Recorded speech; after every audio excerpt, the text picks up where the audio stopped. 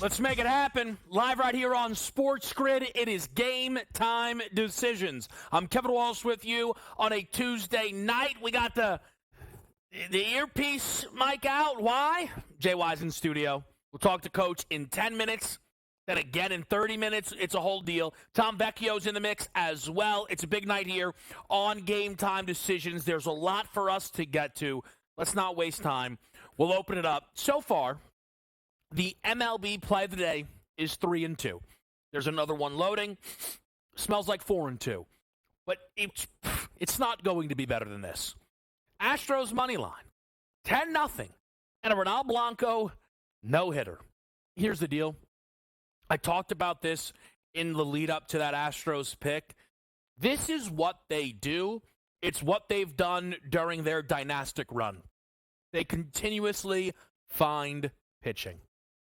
Valdez, Javier, they come from nowhere. People expect it to be Hunter Brown, so of course it'll be Ronald Blanco. The first no-hitter of 2024 thrown against a very good Toronto lineup. That Toronto lineup could be in line for a bounce back tonight against Framber Valdez. Maybe put eyes on their team total. It is just a remarkable performance here for the Astros to snap the 4-game losing streak that they opened this season on. Another home game. Their line was again around -140, and they get the job done in a major way. It's Valdez Berrios. Let's put eyes on 4 key matchups tonight in Major League Baseball. It is Dinger Tuesday, so we'll look for some home run shots. But I'll tell you right now, Rays Rangers has the MLB play of the day loaded inside it. Let's bring the radio audience into the fold. Sirius XM, channel 159. I'm Kevin Walsh with you. It is Game Time Decisions. Rangers, Evan Carter, over 1.5 hits, runs, and RBIs at +115. He has continuously hit this to open the season, despite the fact that he is hitless to open this season. One career at bat against Eflin. He did take him deep. That would certainly be a hit or run. It would also be an RBI. We're only needing it to go over 1.5. This Rangers lineup has career success against Eflin, and they've come out of the starting blocks hot.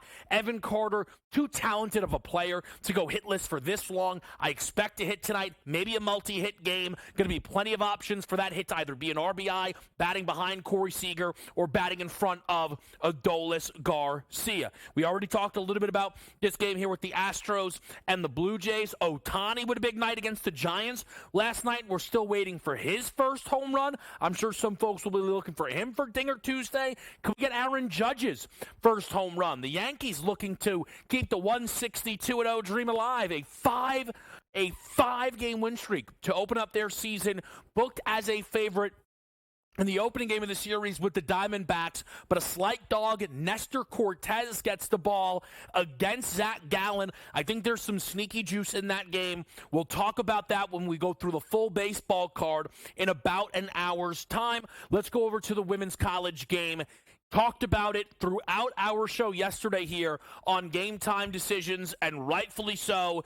Everybody was watching and everybody was betting women's basketball last night, especially Iowa, LSU. Caitlin Clark with one of the great games of her career, 41 points, 12 assists, and a little revenge against Angel Reese and LSU from the national championship game last year. Angel Reese with 17 and 20 in the game, a rocket ship over in that basketball game, and a pretty smooth walking over in UConn and USC. Credit to Coach, who we'll talk to again in just a couple of moments here. I felt UConn was fraudulent. I felt that UConn was using their priors, their reputation to be booked with the way they were in the market. He had spotted this for a while.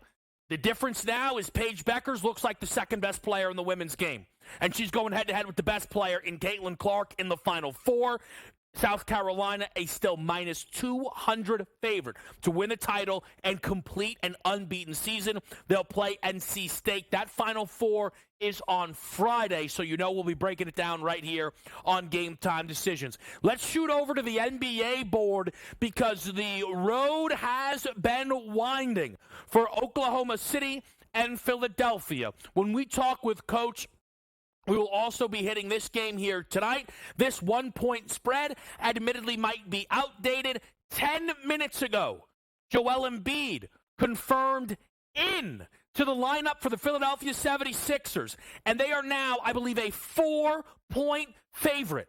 The Philadelphia 76ers, initially, I believe they were catching 5. Then all of a sudden, guys are going to be out for Oklahoma City.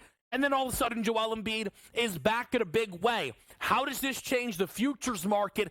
Not just the East. We talked about this yesterday. That Northwest race, a.k.a. the race for the top seed in the Western Conference. Oklahoma City, with a loss tonight, clears the way for the Denver Nuggets to jump right back in the mix, who are a 16-point favorite against the San Antonio Spurs. Let's back out of this quickly. Just look at some of the other big games that are on that NBA board.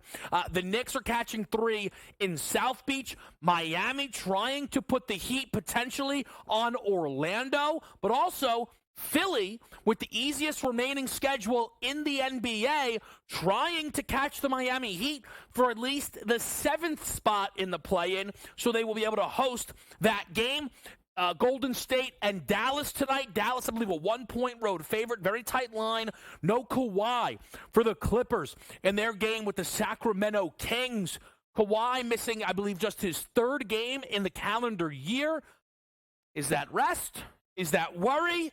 With Kawhi, at times, it can be tough to tell, but we will break that game down. Sacramento certainly could use a win, hoping to get out of that play-in range and definitely trying to avoid falling into the 9-10 slot. The Lakers in action, laying 13.5 on the road. Give you a spoiler from the most unbiased man in the history of sports media. Raptors plus the 13.5. Are you nuts? Lakers off a win, consistent fade material throughout this season.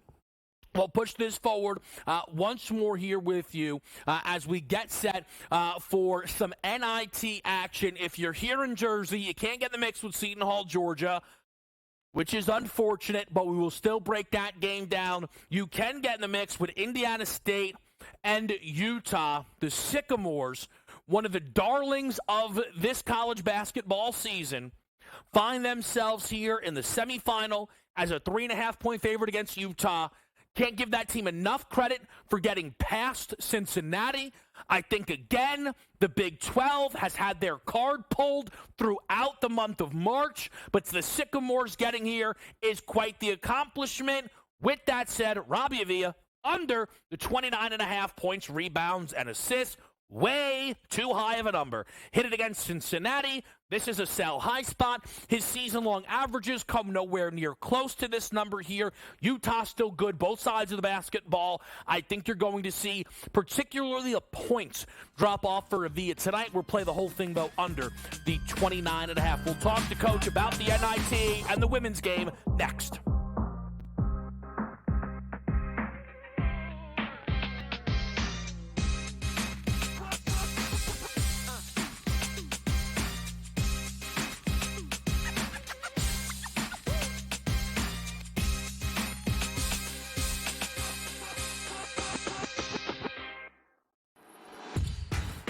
That's the first. Need the second one in a major way. Okay, all right.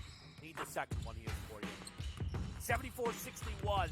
The sweat, it's all live bets. There's nothing from... Oh, we missed it! it! Give me 3! Hit it! Come on! Hit it! Stop! Hit it! Yeah! Oh, we my got God! it! Foul him! Foul him! Only on SportsGrid. We had the best team in Colorado losing. So there's it's not even like Colorado's going to sit on it, right? I mean, there's no way in the world we're not getting one more goal. We're going to cash this ticket. Cha-ching, cha-ching. I love the bet. I love the price.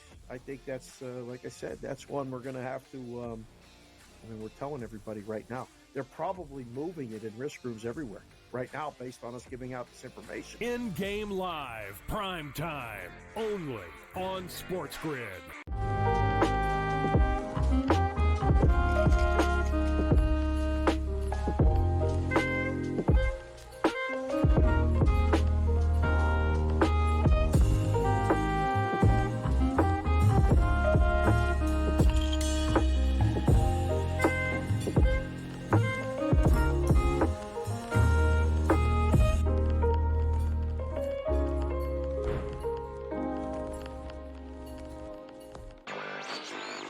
I mean, is it pretty much cut and dry that NC State is the biggest surprise of the weekend? I mean, I don't think anybody's bracket had the Wolfpack going this far. I think they're going to find a way to keep this one close.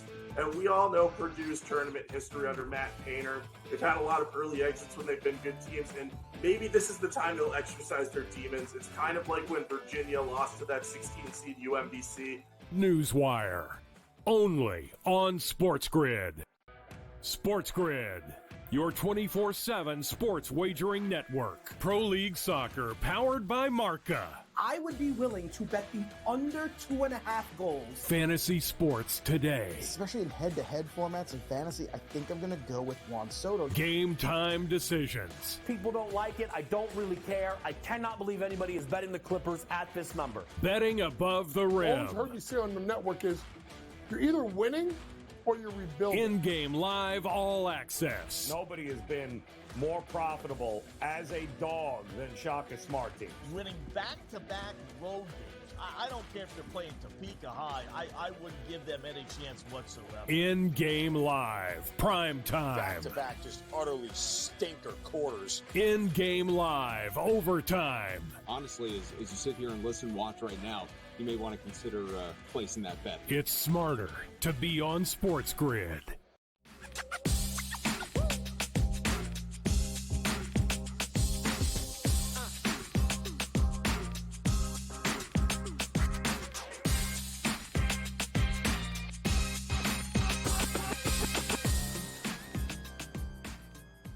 Live in studio, it's Kevin Walsh, it's Coach James Young. JY, we have to begin with the women's game. We'll get NIT picks on the board for people in just a little bit. At 6:40, we'll talk with Coach again, go through all the NBA action, the big Joel Embiid breaking news. Let's just once again line up the updated odds around that game. Coach was giving me the cues in the background of that updated number. Now down to 3. Totals there is 221 as Joel Embiid is going to make his big return. We'll talk in a half hour about that. But, Coach, Iowa LSU, UConn USC, we have to start with the Hawkeyes and the Tigers game. There was no answer for Caitlin Clark. And you mentioned the three-point shot being big for her. 5.5 was the number. Way too light, clearly. Way too light, clearly. And what a performance by Caitlin Clark, hitting, I do believe, 9 3-pointers in that game. And remember, folks, she hit 9 3-pointers last year in that 102-85 loss to LSU. And to me, the stunning thing about it is not the fact that she got it. The stunning thing is I just saw an LSU team, let's be honest, that Kim Mulkey never adjusted, Kevin. She played the drop coverage. And it's very simple. Caitlin Clark can shoot the ball from 28 feet out. You go and you play drop coverage, you go under a screen, it's going up. It does not matter. She needs so little space. So I thought it was a great job by Caitlin. You knew the moment was not going to be too big for her. She wanted this game. Let's be honest, I think we all wanted this game, this rematch. I wish it would have been in the Final Four, but I digress.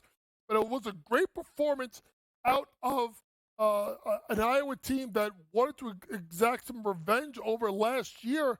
And to me, on the flip side, I just thought LSU, Kevin, missed a lot of bunnies, like a lot of close shots around the basket where I thought they were going to get busy with that and use their athleticism with Morrow and Angel Reese down low. They just missed a bunch of bunnies. And then, honestly, poor Haley Van Lith. Like, I just didn't get it. Jose Johnson should have been guarding Caitlin Clark. Why? Length, athleticism. Yeah. Would have not been able to get stuck on that screen. Poor performance by Kim Mulkey in a really tough spot for that team. Yeah, look, I think some of the offense for LSU was a bit head down and go. It's hard, though, to only point and talk on the offense when you give up over 90 in a game. And look, Caitlin is obviously very difficult to defend, and you can't say, you got to make her get the others involved. She had 12 assists as well. She did everything in that game, and clearly they didn't have enough to stop her. And now what awaits is this UConn team, Coach, who you knew I had my doubts about. That was a great game last night as well against USC. That game was tied in the fourth quarter. It was an awesome one.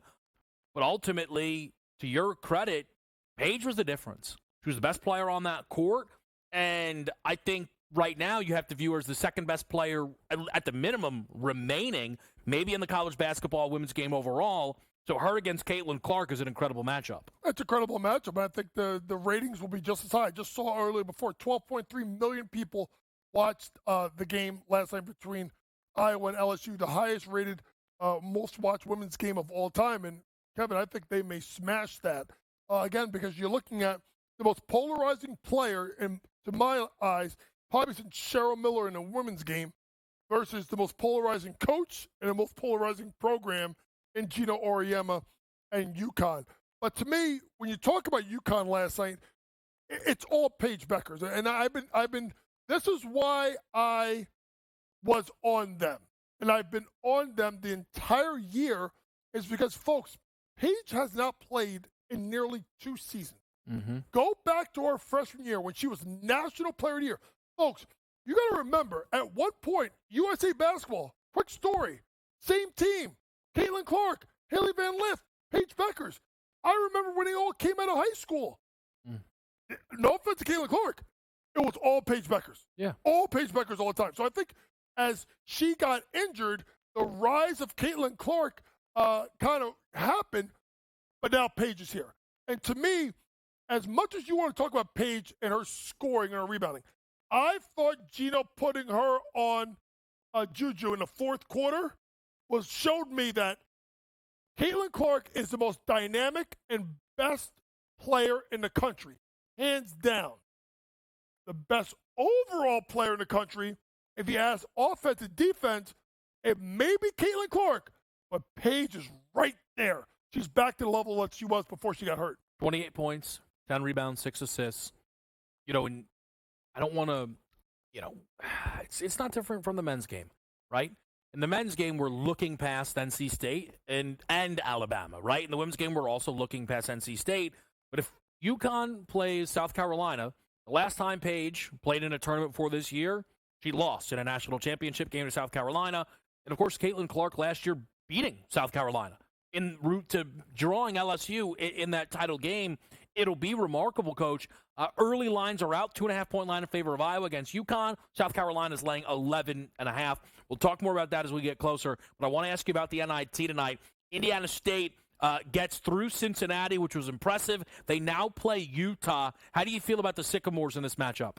I really feel like the Sycamores really, and this is amazing, folks, because when you really think about it, when you get to the NIT semifinals, very rarely do you get a team that was like one of the most snubbed teams of getting in, make it this far. Usually you lose focus, Kevin, and then they turn around and get picked off.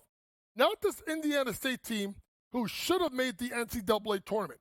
They've gone and they've played really well. They're coming off a win against Cincinnati where they won by 4. Big Robbie Avila, a.k.a. Kareem Abdul-Jabbar, with a great performance. Now, this is going to be a tough spot here versus a Utah team that's playing pretty well. Look at Ken Palm, Indiana State, 42nd. Look at their offense, top 16. Middle of the road defensively, it's been a little bit better, 109, right? They play faster than the Utes. I think this is a case where the 2 top teams in the NIT that should have went to the NCAA tournament are going to meet in the finals. Close game, 2.5 points. Can't do the money line because it's now 3.5. I'll go ahead and I'll take Indiana State minus a point. They get a big win tonight. All right, little ISU action there. As far as the Seton Hall game tonight against Georgia, Georgia's kind of been the Cinderella, if you will, of this tournament. Can't bet it here in Jersey, but I'm sure anybody else out there looking for more college hoops action will be on this game tonight. JY, how do you see it? You know where I'm going. I mean, you're going to ask, folks, do you know that Coach, you know what I wore into the building today? I mean, not this, I mean, I'm looking pretty dapper and stuff. But I wore my Seton Hall gear. You know why? The Hall is back in town. That's a Beverly Hills Cop thing for you guys, or another 48 hours, I should say. But anyway, it doesn't matter. I am all on Seton Hall tonight. This has been a great run for this team with Shaheen Holloway.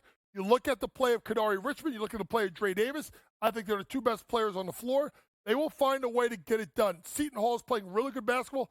They should have been NCAA tournament as well. And the NIT gets the finals they need, which is Indiana State versus the Hall. Give me Seton Hall minus 4.5. Only if the Johnnies didn't turn this down. You know what? Your boy's gone portaling. trying to get everybody in the portal. But By the way, folks, every player that's a high major linked to St. John's. Every player. Kevin and I, we got 1 year eligibility left. Rick Pitino, vitamin water, holler at us. I mean, got us in the mix. Hey, I'm in there like swimwear. We'll start to change the tune a little bit. Again, we're going to talk with Coach in another. Tom Vecchio's going to step in. We'll go through the baseball board, maybe some hockey picks, maybe some NBA picks. But we get to now as well in about 20 minutes here. We're going to circle back with Coach and talk about some of the important games on tonight's card with the Western Conference race. But what is now very clearly your main event? The return of Joel Embiid. What are the markets going to be doing with the side, with the total, and with those Joel Embiid player props? Last time we were taking down Embiid player props, we were in the mid-30s. I mean, honestly, if he didn't get hurt, we might have been breaking down over under 40.5 with the run that Joel Embiid was on. He is back tonight at home against a great OKC team, but what looks like a shorthanded OKC team. We'll hit that in a bit. Up next, Tom Vecchio here on Game Time Decisions.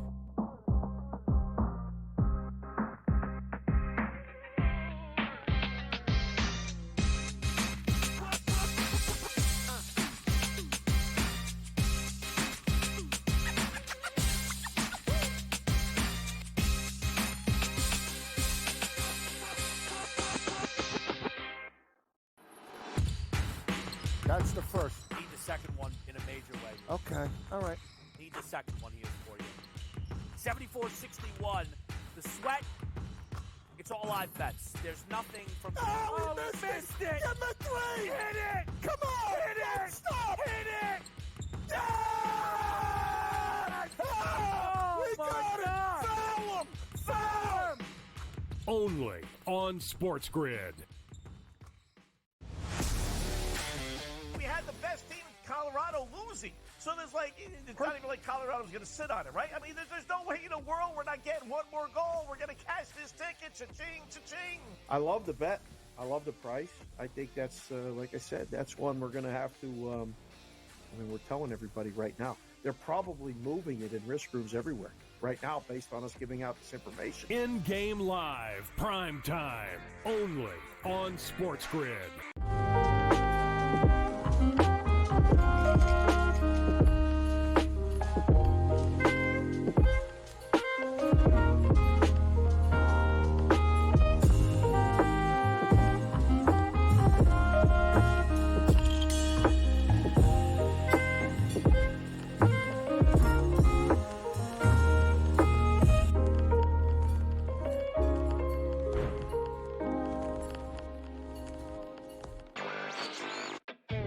Pretty much cut and dry that NC State is the biggest surprise of the weekend. I mean, I don't think anybody's bracket had the Wolfpack going this far. I think they're going to find a way to keep this one close. And we all know Purdue's tournament history under Matt Painter. They've had a lot of early exits when they've been good teams, and maybe this is the time they'll exercise their demons. It's kind of like when Virginia lost to that 16-seed UMBC. Newswire, only on SportsGrid. SportsGrid, your 24/7 sports wagering network. Pro League Soccer, powered by Marca. I would be willing to bet the under 2.5 goals. Fantasy sports today. Especially in head-to-head formats in fantasy, I think I'm going to go with Juan Soto. Game time decisions. People don't like it. I don't really care. I cannot believe anybody is betting the Clippers at this number. Betting above the rim. All I've heard you say on the network is you're either winning or you're rebuilding. In-game live, all access. Nobody has been more profitable as a dog than Shaka Smart Team. Winning back-to-back road games. I don't care if they're playing Topeka High. I wouldn't give them any chance whatsoever. In-game live, prime time. Back-to-back, just utterly stinker quarters. In-game live, overtime. Honestly, as you sit here and listen, watch right now, you may want to consider placing that bet. It's smarter to be on SportsGrid.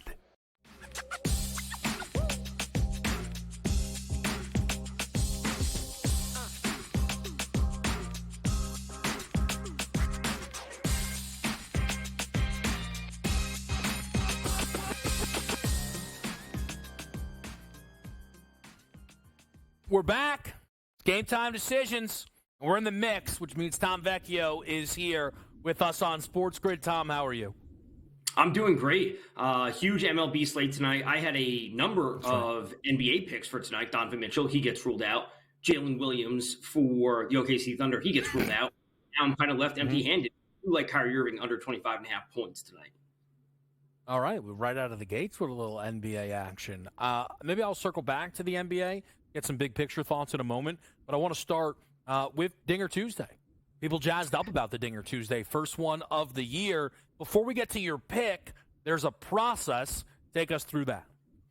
Yeah, so this is a process for home runs that I've been essentially developing since 2017, which I call the 40-40 method, the Jay-Z Club. We want to find a pitcher and a hitter that overlap when it comes to a 40% hard contact rate and a 40% fly ball rate. So a hitter that generates a 40% fly ball rate, hard contact rate, and a pitcher that allows 40% hard contact rate and fly ball right now. It's obviously not on exactly on the market 40%. We go 38, 42, whatever it might be. But think of it like a Venn diagram. We want these pitchers and these hitters to overlap because essentially we want to find the path of least resistance.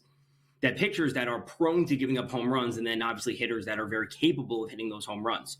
So then we go from there. We want to dive into potentially some StatCast data with their exit velocities, their hard hit rates. We also want to factor in their ISO, which is essentially their raw power. So anything at like 180 to 190, well over 200 is what we really want to be focusing in on. But 180 is the bare minimum.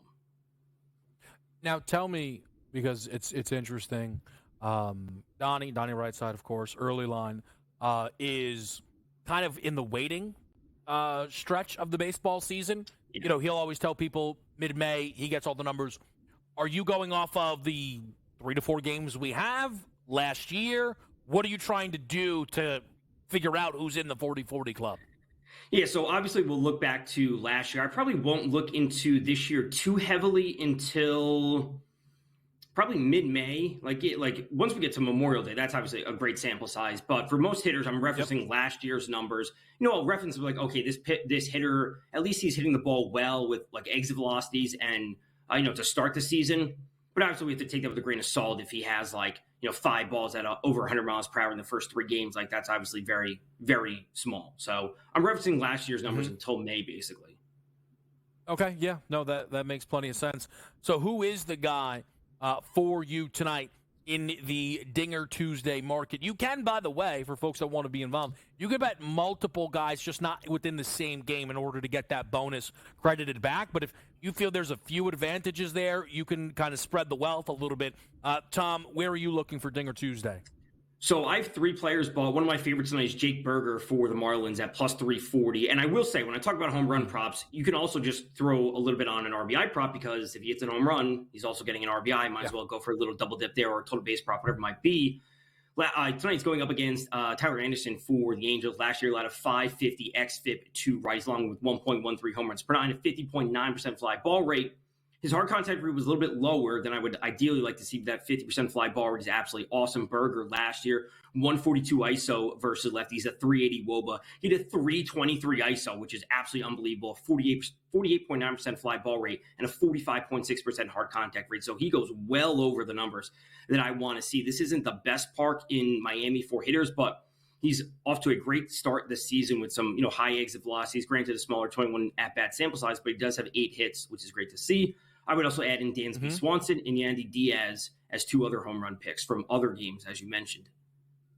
Yeah, I thought the weather, and I don't know if, I'm sure you did look into it a little bit, within Chicago, both the White Sox hosting the Braves and the Cubs hosting the Rockies was interesting. What I saw, I don't know if it was the same as you, it's not kind weather. The wind is blowing out. So it's kind of a battle of wind versus cold. I thought those games are tempting from the Dinger Tuesday angle. Yeah, they are. Kyle Freeland is pitching for the Rockies. Kyle Freeland is bad. He's a bad pitcher. And you could look at some of his numbers and be like, okay, he's bad because he pitched at Coors Field. But actually looking back at his numbers from last year versus the righties, he was worse on the road than he was at home. So I will take Dansby Swanson. I know it's for a Rockies pitcher. So I'll take Dansby Swanson. Like you said, the wind is there. It's certainly cold, which is far from ideal. And like, the next part of the process, after the 40-40 would be looking at park factor, looking at weather, those sorts of things to kind of like layer on top of like, we have a good pitcher, we have a bad pitcher, we have a good hitter. Let's find a good weather situation. Let's find a good hitting environment, and we'll kind of go from there. Yeah, there you go. So a few guys to take a look at from Dinger Tuesday. How else are you betting baseball tonight, Tom? Who else is catching the attention? Well, for baseball, one of my favorite things to do is bet on regression on either side, positive or negative regression, and that's going to Yordan Alvarez for 2+ total bases at -120. Listen, he has no hits over the past 4 games, and he's simply an elite hitter. He is. He's going up against Jose Barrios tonight. Last year, he allowed a 332 WOBA to lefties, a 410 xFIP, 1.49 home runs per 9, and 38% fly ball rate. And frankly, Yordan Alvarez is a better hitter than Jose Barrios is a pitcher. Last year, Yordan Alvarez crushed righties with a 184 ISO and a 184 WRC plus and a 333 ISO. He's an awesome hitter. He's an MVP candidate. 4 games of not getting hits does not bother me. I will simply get in at -120 for 2+ total bases. Yeah, look, at some point, Yordan's going to wake it up. As a whole, the Astros woke it up last night with a 10-0 win and a no-hitter from Ronel Blanco. Listen, Tom, you know this from not just following baseball, but being a Yankee fan. The Astros during this run always have an ability to find pitching. And look, maybe this is the only time Ronel Blanco has a quality start all year. I also wouldn't rule out Ronel Blanco being in the Cy Young race in the middle of summer because this is what the Astros do. Right. It's one of those things where, like, they have such a good track record of developing pitchers that counting him out, I think, is probably on the bad side. I will say, like, counting him out from a real-life perspective, I think is probably on the wrong side of things. I will say, if we start to see inflated strikeout props, you can bet on pitchers' total unders some places. So if we start to see those numbers inflated, like taking, or fading him essentially is going to be more profitable just because the numbers are going to be bad. And, whether he turns out to be a real good life pitcher is, whatever it might be. Yeah, 100%. Before we get to Tom's last play, because some of these games start earlier, I did take the Nerfy within the Marlins-Angels game at -110, and Evan Carter, hits, runs, RBIs, is the play of the day. He's hit this in 3 straight. He still doesn't have a hit yet this season, so I like Evan Carter, Seager in front of him, and Adolis Garcia behind him. Tom, you have a pitcher prop to close out your baseball card. Yeah, that's going to Yu Darvish under 6.5 strikeouts. It's -138. It's a little bit, but he's an average strikeout pitcher. He's not the dominant pitcher that he once was. 24.6% strikeout rate, 25.6 of the last 2 years. Cardinals, they're, with their current active roster, looking back to last year, they're a pretty disciplined team at the plate. They have some power. They can certainly walk a lot, which piles up a pitch count. I'm not really worried about Darvish's pitch count because this is his 3rd start. He started the game, the season opener for them over in South Korea, so he should be fully stretched out. I'm not really worried about that. It's just that the Cardinals can certainly load up the bases and get hits, get some walks, maybe a strikeout here or there. I expect them to end with 5 tonight based on what I'm looking at. So I'll lay the -138 for Darvish tonight. All right, little under action there on the Yu Darvish strikeouts. Was there anything on the NHL board that caught your attention tonight? Well, I wrote about Matthew Tkachuk for a goal, and then he gets ruled out due to an illness. So that was thrown off. Which is absolutely... So the same NBA issue. Absolutely fantastic. If you can get Brock Faber, the rookie defenseman for the Minnesota Wild, over 1.5 shots at -122 or -120, that's certainly great. The Wild are not eliminated from the playoffs, but they're certainly not in the picture right now. It's simply just a winnable match with them going up against the Senators. He's probably going to finish 2nd or 3rd behind Connor Bedard when it comes to the Calder. So he's a legit rookie defenseman, and he's on the on the 2nd power play unit and the 1st defensive pairing. So some offensive push from the Wild tonight. All right, not bad. Now, NBA-wise, Tom, I am curious your thoughts on the returning Joel Embiid, and would you dare get involved with his props tonight? Let me see if these are even listed yet. Because this was kind of an up and down, will he, won't he situation. I actually have no Sixers props listed right now. I mean, would you even bother? Yeah, I talked about that this morning on a podcast. I'm going to be, depending on what the numbers are, I'm going to be super interested in Joel Embiid unders right before tip-off, as late as possible, getting in on those unders. I think the numbers are going to be steamed up just because everyone's excited that he's going to return. But he's probably going to be on a minutes limit is the recent report that I saw. So taking unders on Joel Embiid is probably the route to go.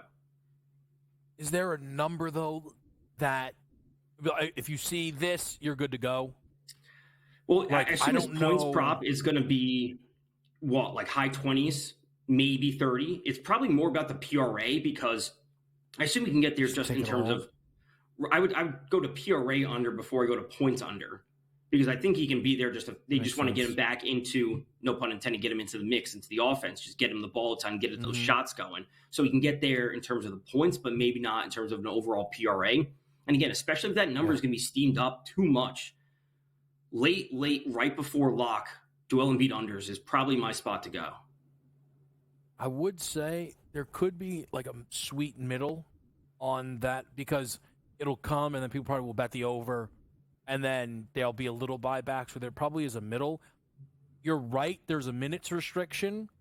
There does not seem to be, unfortunately, an actual, hey, it's going to be 25 minutes, right? It's just a total guessing game. Yeah. What's so odd about it is that 2 days ago they were like, he's coming back, and then this morning they're like, no, he's not. I know. So that's just very unsettling to me. I don't know. Again, this is where I'm glad I'm not an odds maker. I have no idea what I would do with the number with Embiid. None. But I'll tell you this. If by chance they hang under 20, which they probably won't, I'll be there. I'll just say that. But they probably won't. Tom, fantastic as always. Best of luck tonight. Thanks for having me. All right, great stuff there from Tom Vecchio. We're going to talk to Coach James Young next, right over there at that desk, and break down the Joel Embiid situation.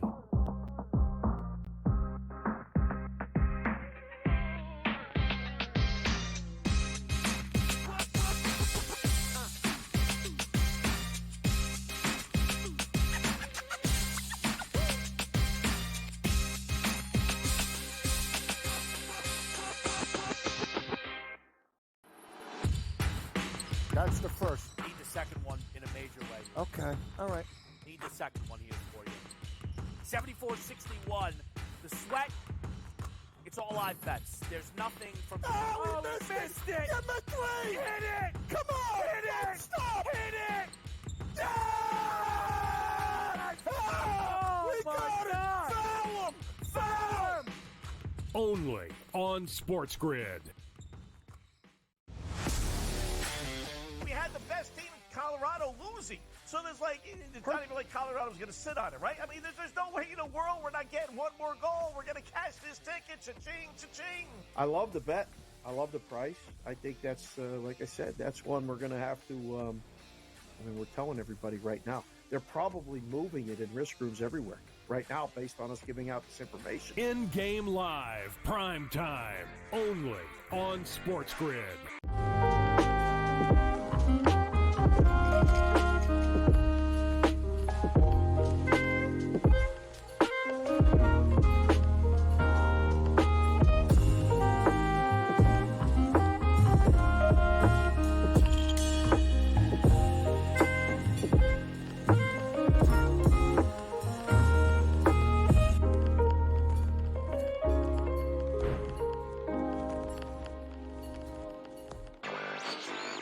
I mean, is it pretty much cut and dry that NC State is the biggest surprise of the weekend? I mean, I don't think anybody's bracket had the Wolfpack going this far. I think they're going to find a way to keep this one close. And we all know Purdue's tournament history under Matt Painter. They've had a lot of early exits when they've been good teams, and maybe this is the time they'll exercise their demons. It's kind of like when Virginia lost to that 16-seed UMBC. Newswire, only on SportsGrid.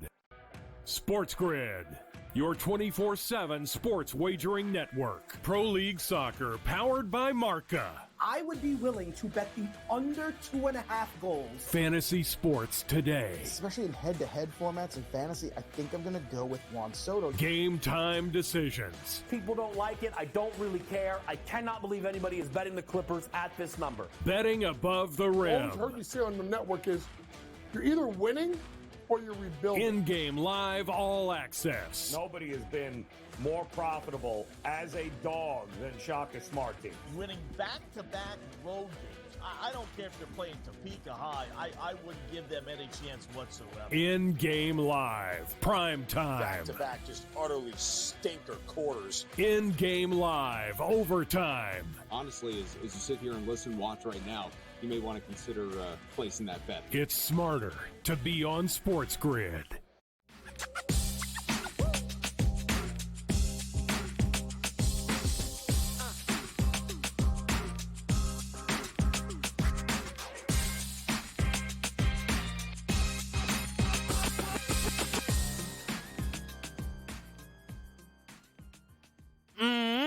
Right here, making it happen. It's game time decisions.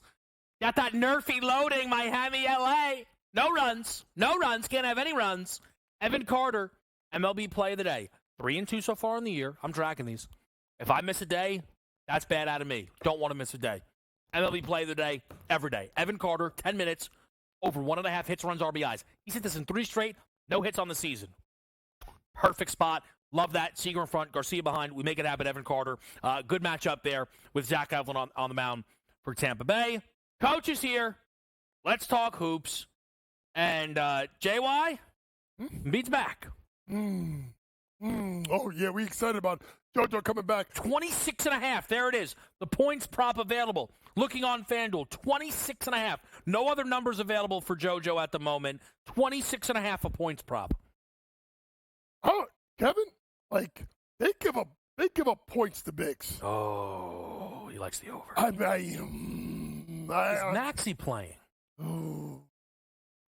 mean, listen, I think JoJo comes back and drops a 30-piece tonight.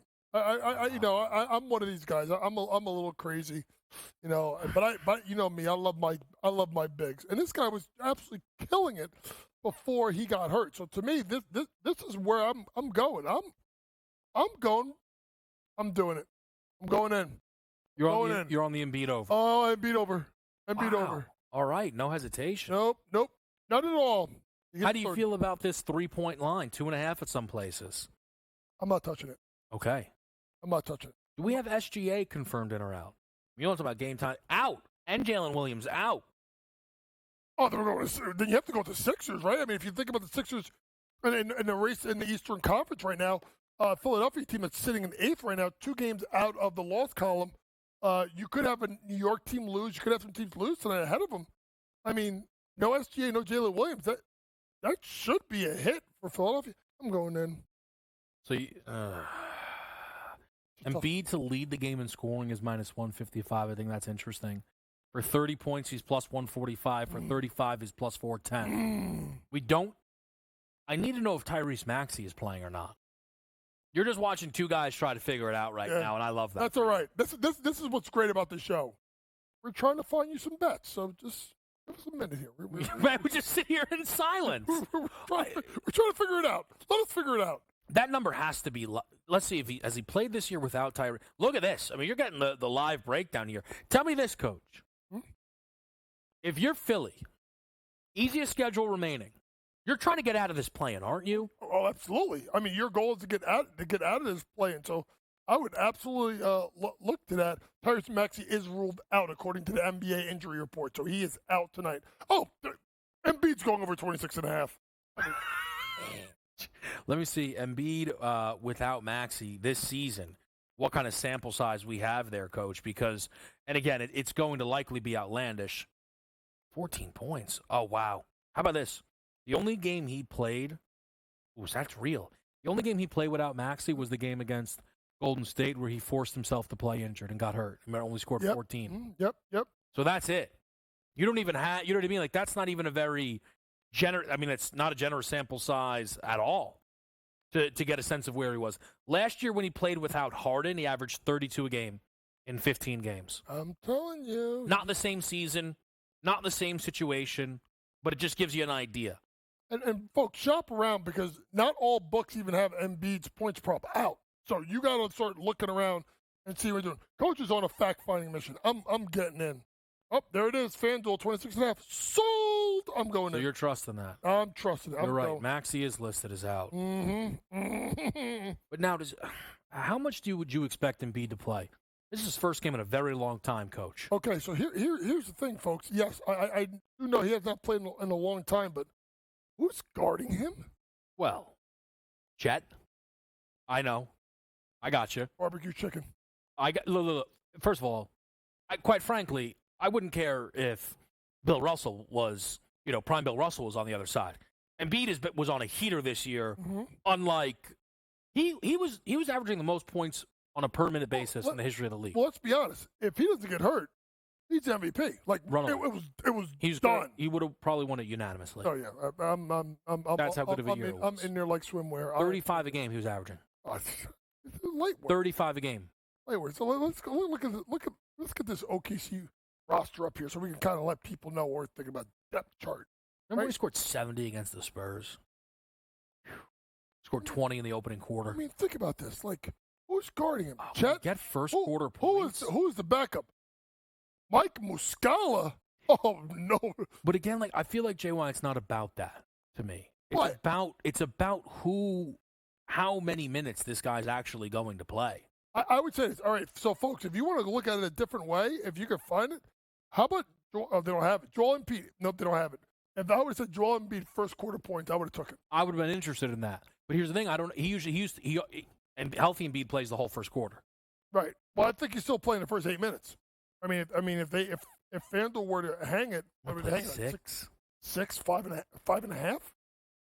But they don't have anything out there yet. So, FanDuel, can you get that up, please? Coach Young wants to play it. Yeah, I don't think they're going to. Well, I don't like that. All right, so let's zoom out big picture. And then you know what? Actually, let's put a couple picks on the board, and then we'll go big picture with Embiid. What are you looking at outside of this Embiid prop that you've obviously fallen in love with? I'm going to go with the Timberwolves minus the points. Listen, I know the Rockets have been playing really good basketball, but they've not covered their last 2 games. Minnesota is trying to get that 1 seed. Remember, there's 1 game in the loss column between them, Oklahoma City, and obviously Denver. I think they go ahead and get that done. I did like the Timberwolves minus the points. Next, I went with JB, Jalen Brunson, over 2.5 rebounds. Oh. Now, it's major minus money, so even if it's at 3.5 rebounds, I would still look at it with Brunson because if this is a guy that's going to be there's going to be a lot of threes taken. It's going to be a slow half-court pace game. So I think he can find himself to get there, gone over 9 of his last 15 games. Basically, every game in the playoffs against Miami and then regular season this year, he's gone over 2.5 rebounds. He's even gotten 4+ every game. I was going to go with Jalen Brunson over 2.5 rebounds, even 4+ if you want some plus money. Yeah. Also, I like the Mavericks on the money line minus 110 versus the Warriors. This team, Dallas, you know, Kevin and I are big fans of this team. They're playing as well as anybody in the league. When it's a 7 straight, 9 out of the last 10 games, I think Golden State is stuck in that 9-10 game no matter how hard they try. And then lastly, Kawhi's out. I liked it when the line has moved tremendously since he got ruled on it. Now I think it's 3.5, if I'm not mistaken, they're getting. I'm going to take the points. This Kings team has been flaky at home as of late. Right. No Kevin Huerter, no Malik Monk. They're battled. They're beat up a little bit. Big game for the Clippers because they're looking at the team behind them like Dallas, who's on their heels now. Give me the Clippers plus 3.5. I'm on the over in that game. So I never want to – if I give a pick, I'm giving a pick, right? Yeah. And I've been talking through this Northwest Division. Initially, I thought Denver made sense. Then literally yesterday we're going through and I thought OKC made sense. But now I'm worried about the Thunder and their priorities. Because you don't play SGA today. And that's fine, by the way. And by the way, when I say their priorities, I'm not saying they have them wrong. But if you're trying to bet OKC to win that division, then their priority has to be the 1 seed. Mm-hmm. If their priority is we just want to get there, that changes things. So OKC plays tomorrow in Boston. Do we think SGA will play in that basketball game? Because if not, then his next possible game would be a Friday in Indiana. And they would have gotten him, a full almost 4 days off. Right. If you really want, the game after the Pacers game is at Charlotte. You don't need him to win that game. And you can get him over a week off before the playoffs. I think, to me, if I'm looking at Northwest Division, I'm not looking at Oklahoma. I think you have to get this kid healthy and make sure he's at his full boat because he means so much to that team. So to me, and if you look at strength of schedule, they have I think the 10th hardest strength of schedule. Yes, they do. 10th hardest. I mean, they still got to play the Bucks, Dallas, Sacramento, Indiana, and the 76ers. Yep.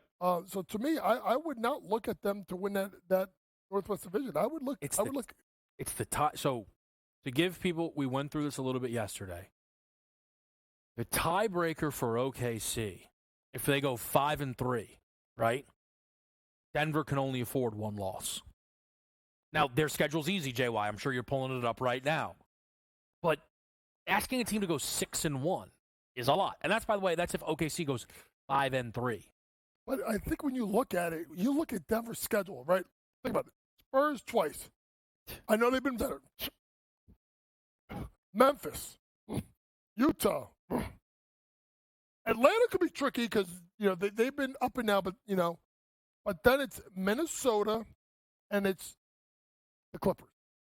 You need to split those games. If Denver could split those games, I think they win the rest. That's why I'm taking them. I know this is probably like, why am I so stressed by this? But it feels like there is a right answer in front of my face, and maybe it just is Denver. Can I ask, would you be stunned if the Thunder won tonight? With the season they've had, no Maxey, right? If Embiid only plays 22 minutes, would you be stunned if they stole one from your Knicks the other night where people didn't think they were going to be able to get that game? And they did steal it. That was a foul, by the way. Foul! Anyway, I'm going to say this. When you really look at it, to me, it's about the fact that Philadelphia really needs this game, right? Yeah. Figure it this way. They're in the 8th slot, right? There's 2 games behind Miami and Indiana, right? Mm-hmm. New York, Philadelphia is going to be a toss-up game. So if New York wins and Philadelphia wins, now you're one behind the loss column of Miami in that 7-8 game, in which that would be home court for that game. So then you start looking at the rest of the schedule down the way, right? Philadelphia has the easiest schedule the rest of the way in the NBA. They need to stack wins because I think they brought him back tonight because they want to get the 6. I think they kind of figured out that SGA was out because it was unsure of Embiid. Then SGA goes out, then all of a sudden Embiid is in. They're going all in. I think Philadelphia finds a way to get the 6 because of the easy schedule. I like them tonight minus a point. It's such an important game because, and it doesn't mean they're not capable of it, but this team tomorrow is going to catch fully healthy 5 from Boston. At least, you would almost imagine. If they punt, now I'm just wondering if they punt Boston, if they win tonight, they punt Boston, right? But you don't want to, being the one, here's the thing though, Coach, being the 1 seed is so important, not because of the Thunder's home court advantage, it's not letting Denver have it. They are 30-8 at home this year. And this has been going on for a while. But here's my counter. Is it better for Oklahoma City to be the 1? Or is it better to be the 2-3? Because if they're the 1, that second round matchup, Clippers, Mavs. But I think, here's the thing. If you're the best team, you have to trust that. Because you're right. You might go Lakers, Clippers as your first 2 games. At the end of the day, if you're hosting Denver, as opposed to being on the road against Denver in a conference finals, if Denver's hosting OKC in a conference finals, Denver's over -200 to win a series. It's about pick if OKC hosts the series. It's a massive swing. It's a fascinating situation. A massive, massive game tonight. Coach, thank you so much for stopping by and being with us live. And we're going to be picking this up as the hunt to the NBA playoffs run. And, of course, we still got Final Four national title game. We're going to make it happen with you. Game time decisions.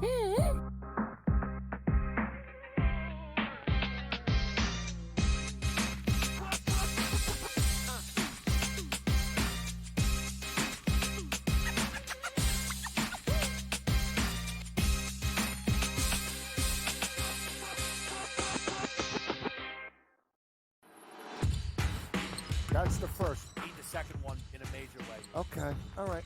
Need the second one here for you. 74-61. The Sweat. It's all live bets. There's nothing from. Oh, we missed it. Get the 3. Hit it. Come on. Hit it. Stop. Hit it. Yeah! Oh, We got God. it. Foul him. Foul him. Only on SportsGrid. We had the best team in Colorado losing. So there's it's not even like Colorado's going to sit on it, right? I mean, there's no way in the world we're not getting one more goal. We're going to cash this ticket. Cha-ching, cha-ching. I love the bet. I love the price. I think that's, like I said, that's one we're going to have to, we're telling everybody right now. They're probably moving it in risk rooms everywhere right now based on us giving out this information. In-game live, prime time, only on SportsGrid.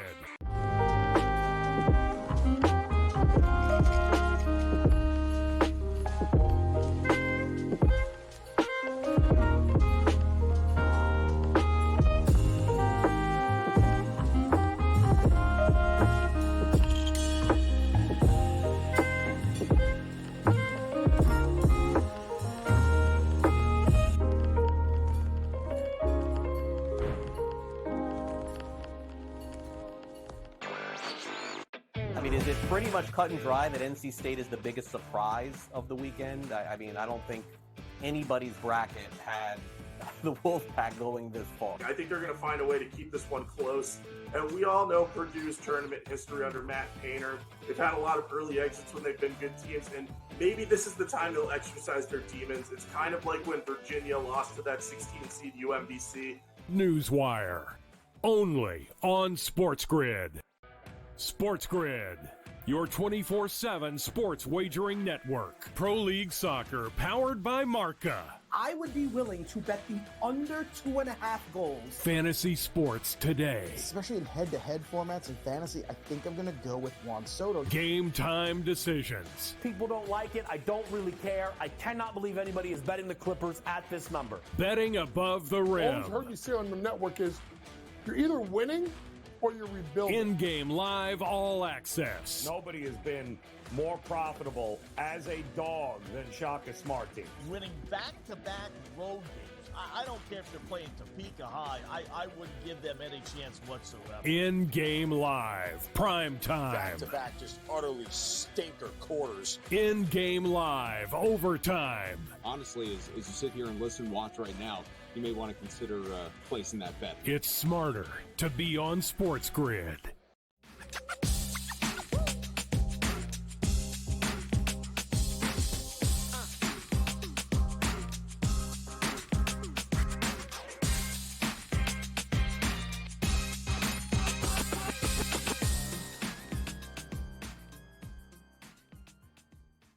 Live right here on SportsGrid. Appreciate Coach stopping by in studio. Great stuff from Tom Vecchio as well. Dinger Tuesday.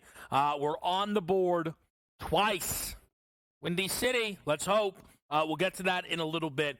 NBA-wise, I just want to make sure, by the way, Marlins Angels, nerfy. Love that start. Evan Carter, ground out first at bat. Hate that start. A lot left. We're going to go through the baseball. We're going to go through the NBA as well. What we do have, and we just talked about this with Coach, though, is a very important game tonight between Oklahoma City and Denver, or between Oklahoma City and Philly. It has implications throughout both conferences. Involved in this whole thing are the Minnesota Timberwolves. 6-1 to win this Northwest Division, a.k.a. secure the 1 seed. They own the tiebreaker over both of these teams. If you think Denver's vulnerable, if the Thunder could potentially lay up down the back stretch here, Minnesota's going to have some value. That's the reality of this. So at 6-1, they are tempting. Maybe you say, I don't trust Denver or OKC to lay the short numbers underneath plus 150 both, right? I get that. Hope that Minnesota, maybe you get a hedge opportunity. Maybe you get some value, right? If Minnesota wins tonight against Houston and OKC loses in Philly, you're probably going to get that value on that Northwest Division price. Plus 560. Let me see the other shop that had this number. 6-1 is still there. That number could move after tonight. I don't hate that approach. I know we've talked through every permutation. I think what you're seeing, though, is it is a difficult market to get through right now. I think what's kind of becoming clear is it's harder to trust the short prices. Minnesota owning the tiebreakers, I don't hate the look. I am going to be on the Rockets, though, catching 7.5. That team, with that win streak, loses one game, and it feels almost to me like the books gave up on them after a number. I'm not going to give up on that Rockets team. We're going to go through that entire NBA card in a bit. We're going to talk to Consig, Joe Madden. We're back in less than a minute right here. It's Game Time Decisions.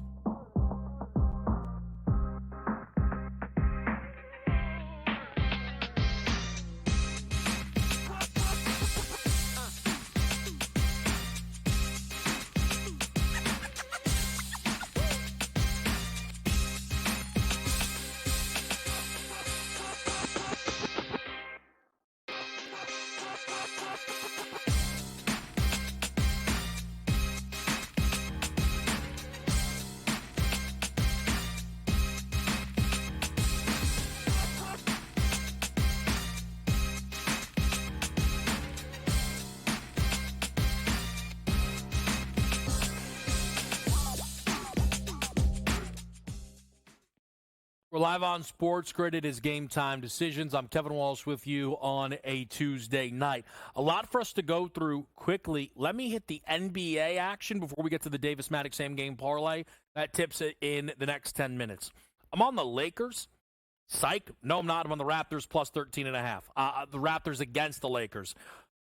Look, I've talked about this plenty of times, especially with Dave Shadpan. We'll talk to again in a little bit here later on in the show.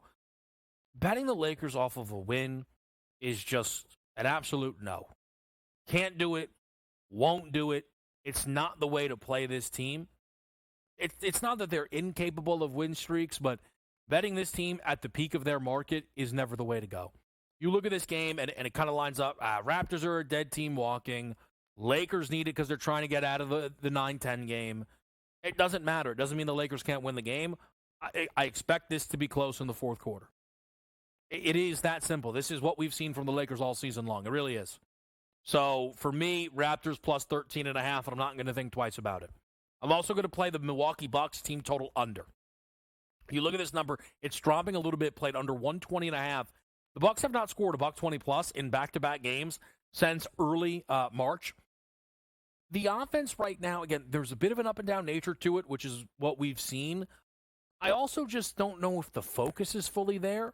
You know, this team had a run coming out of the break that they clearly needed and have since kind of been this every other day type of team, right?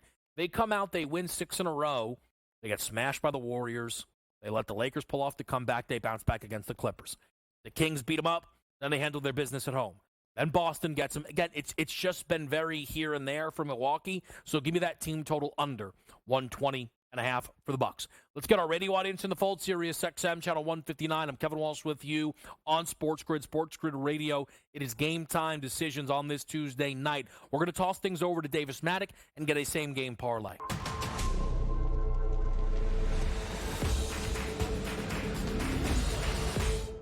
All right, guys, we are back for another same-game parlay over on the FanDuel Sportsbook. Going to lock into the NBA tonight. Big game here for the Los Angeles Clippers. Honestly, trying to avoid playing the Dallas Mavericks, I think. So we have the Clippers at the Kings. We're going to begin by taking the Clippers on the spread, minus 2.5 points. Malik Monk and Kevin Huerter probably out for the remainder of the regular season. That really thins the wing rotation for the Kings. I think it's going to be too much for them to overcome here. I also like the Clippers kind of gelling here to end the season. And then to juice it up, we're going to take Kawhi Leonard to score 20 or more points in this game. Not really a guy on the Kings roster who I think can defend him, can keep him from getting to his spots. And then Sabonis, I think, is going to take advantage of the centerless lineups here for the Clippers or lineups with 4 wings. So we're going to take Sabonis to record 10 or more rebounds in this game.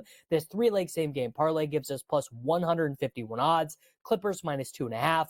Kawhi Leonard to score 20 or more points, and Domantas Sabonis to record 10 or more rebounds in this game. Good luck tonight, everybody. That parlay is unfortunately null and void. Kawhi Leonard out. Clippers now a dog. Sabonis 10 board, certainly. If you did play that parlay, you cannot play it any longer. If you did play it, it would become a 2-game parlay on the Clippers and Sabonis, which is probably not going to be, you're not going to be overwhelmed with excitement on it, but it's going to be what it is. I am playing the over in that game. Played it at 222, 221. I believe I played it at 222. This Clippers team, 2 games without Kawhi, rocket ship overs. Rocket ship overs. I think we're seeing some of the Kings totals drop due to the injuries that they're dealing with, Kevin Huerter and Malik Monk most notably. But I like this over here tonight at 222. You eliminate some of the post offense when you take Kawhi out, and it's kind of more Harden run and gun, PG run and gun, up the 3-point volume. So I like that over tonight. I don't hate if you go Clippers team total, but I think there's a chance the Kings could rock them because the Kings really need a performance like that. If you take a look with Sacramento sitting here 43-31, 2 up on the Lakers in the loss column, 2 back of the Mavericks, they're 2 back of the Mavericks in the loss column for the 5th seed. So they're kind of sat here in this middle range. But Sacramento is feeling like the team people are going to want to pick on. Now, partly that's because they don't have the rock star all-star, right? Dallas has Luka and Kyrie, Phoenix, of course, with Booker, who had 50 last night against New Orleans, and Kevin Durant. The Lakers with LeBron and AD, the Warriors even with Steph. De'Aaron Fox and Sabonis both had great years, but neither are of that category. And they, I don't know about they know that, but we all know that. But now also with the injuries checking in for Sacramento, having to play 2 games like that in short order, playoff intensity, it becomes a little bit more difficult. And they're going to have to go, if the playoffs started today, they would be going to Phoenix and then getting the winner of Lakers-Warriors. That's a tough ask for the Sacramento Kings. So I think it's going to be really interesting to watch that play out. I'm taking a Draymond Green points prop tonight, 7.5. Draymond, if you look at the unders here for Draymond, it's the ejection, right? And then it's a blowout. He has very much so upticked his volume in these games. He's coming off of an awesome one against San Antonio, but I don't feel we're paying top of market here. He was 8 of 9, 21 points in that game, hit both attempts from beyond the arc, even got to the line 4 times after a 4-game run of no free throws. But again, look at this 6-game window here, give or take, right? 10, 11, 12. He had then 4 against Miami, but again, a rout. They won that game by 21 points. Thrown out against Orlando, comes back against Charlotte, gives you 8, and then the 21 against San An. This, for me, is a nice spot here on Draymond Green. Again, I do not feel like I am paying anything that is too expensive. So give me Draymond Green over the 7.5 points. And I already mentioned taking the Rockets plus 7.5 against Houston, or against Minnesota, excuse me there. But look, Minnesota, and part of the reason they're at 6-1, and we've talked about this, they own the tiebreakers. The schedule for the Timberwolves is there to potentially grab the 1 seed. It's not the most difficult schedule in the world. It's, can they win the games? They will be definitive dogs. So take a look. Home against Houston, laying 7.5. Home against Toronto. Home against Washington. Home against Atlanta. Those are games that they are supposed to run away with, right? Now they're home against Phoenix. It's going to be a very tight line. But they're at Phoenix, at LA, and at Denver. Against the Suns in Denver, you're talking 5+ point spreads. I know they just won at Denver. Is that happening twice in a row? Probably not. And at the Lakers, you're talking about a 3 or more. Obviously depends on who's available. Can this team pull off one upset and avoid the upset? If they only lose twice, can this team crash back and get to the top spot? They can. They own the tiebreakers. At 6-1 is the more we've kind of talked this out. I don't hate playing the big number. I really, really do not. But do we trust? Are we really going to be in a hedge opportunity? I doubt it. Can't get upset. Can't get up. Like, they can't lose to the Rockets. I think the Rockets hang inside the number. They can't lose this game. I'm curious how much that market moves with all 3 in action tonight. And again, look at the varying numbers. We've got Denver laying 16 to San Antonio. Rockets or Minnesota's laying half of that to Houston. And then you've got the Thunder catching points in Philadelphia. We'll hit all of this. We're going to switch over to some baseball next, though, right here. Game Time.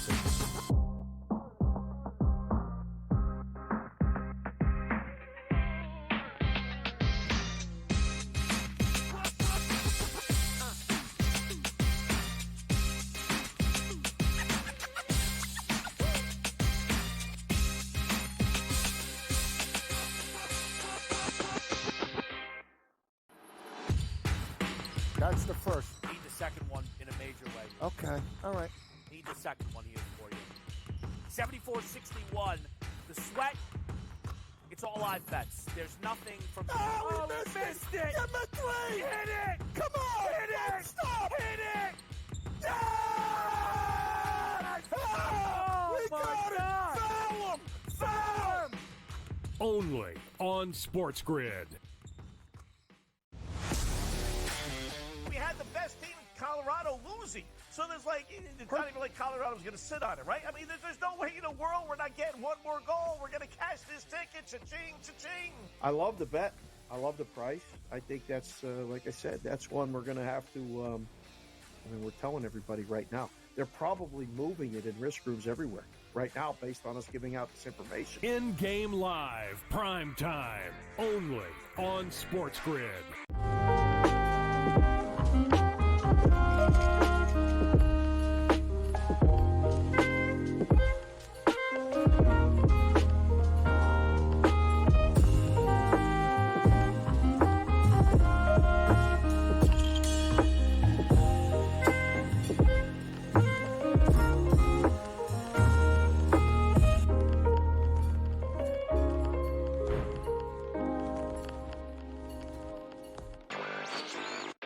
mean, is it pretty much cut and dry that NC State is the biggest surprise of the weekend? I mean, I don't think anybody's bracket had the Wolfpack going this far. I think they're going to find a way to keep this one close. And we all know Purdue's tournament history under Matt Painter. They've had a lot of early exits when they've been good teams, and maybe this is the time they'll exercise their demons. It's kind of like when Virginia lost to that 16 seed UMBC. Newswire, only on SportsGrid. SportsGrid, your 24/7 sports wagering network. Pro League Soccer, powered by Marca. I would be willing to bet the under 2.5 goals. Fantasy sports today. Especially in head-to-head formats and fantasy, I think I'm going to go with Juan Soto. Game time decisions. People don't like it. I don't really care. I cannot believe anybody is betting the Clippers at this number. Betting above the All rim. I've heard you say on the network is you're either winning or you're rebuilding. In-game live all access. Nobody has been more profitable as a dog than Shaka Smart Team. Winning back-to-back road games. I don't care if they're playing Topeka High. I wouldn't give them any chance whatsoever. In-game live, prime time. Back-to-back, just utterly stinker quarters. In-game live, overtime. Honestly, as you sit here and listen, watch right now, you may want to consider placing that bet. It's smarter to be on SportsGrid.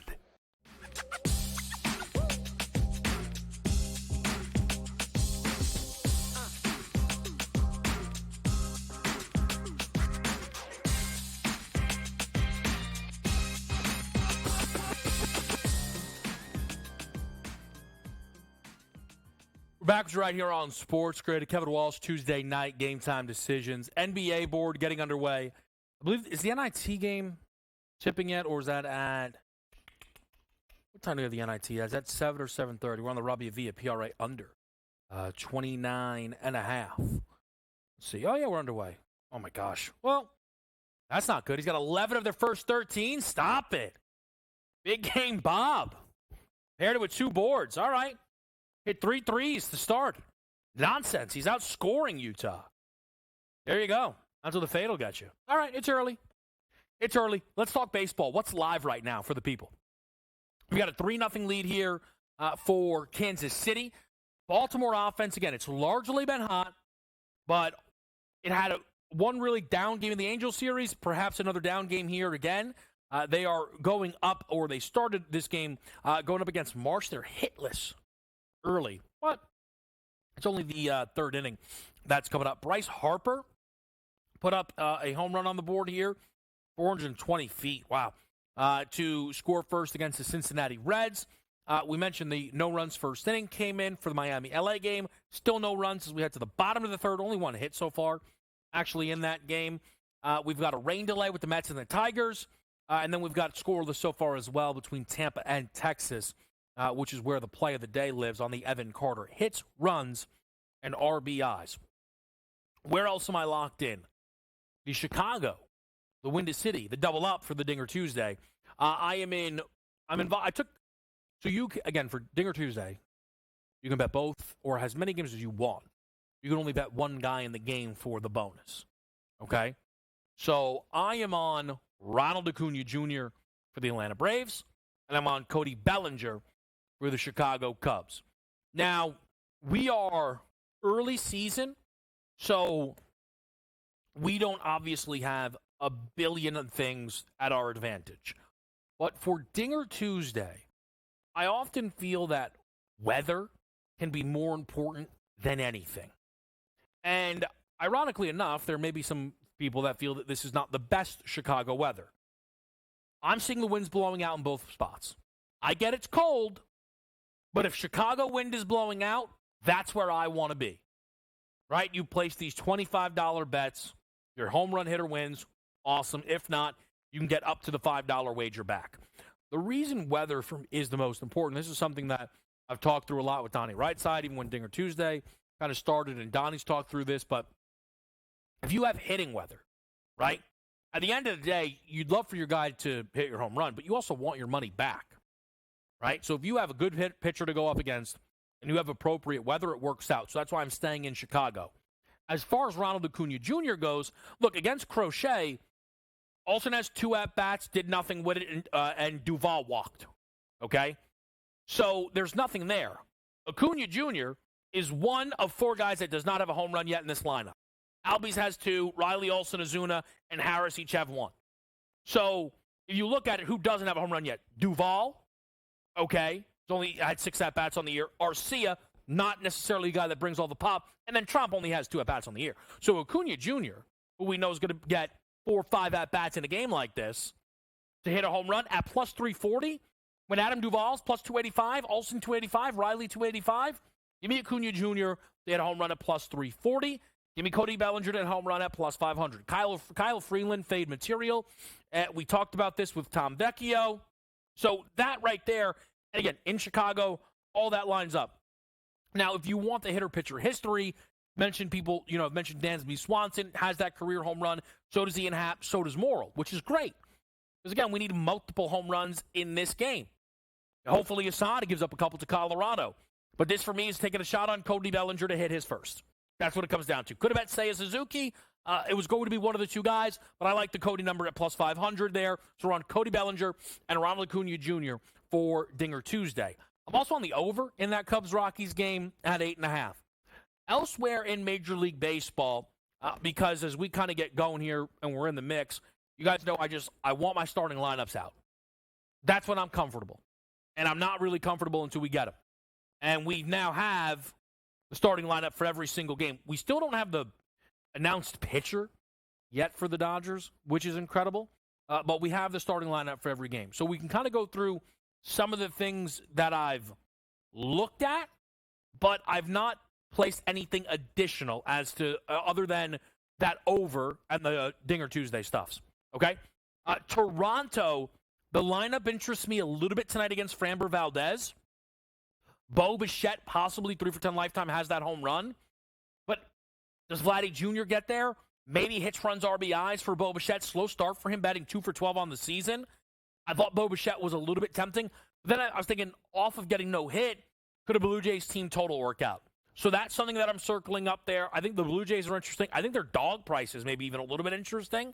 But the Astros, 1-5 at home. I mean, it's a tough thing to get to. I think Toronto as a whole, they are interesting in that game tonight.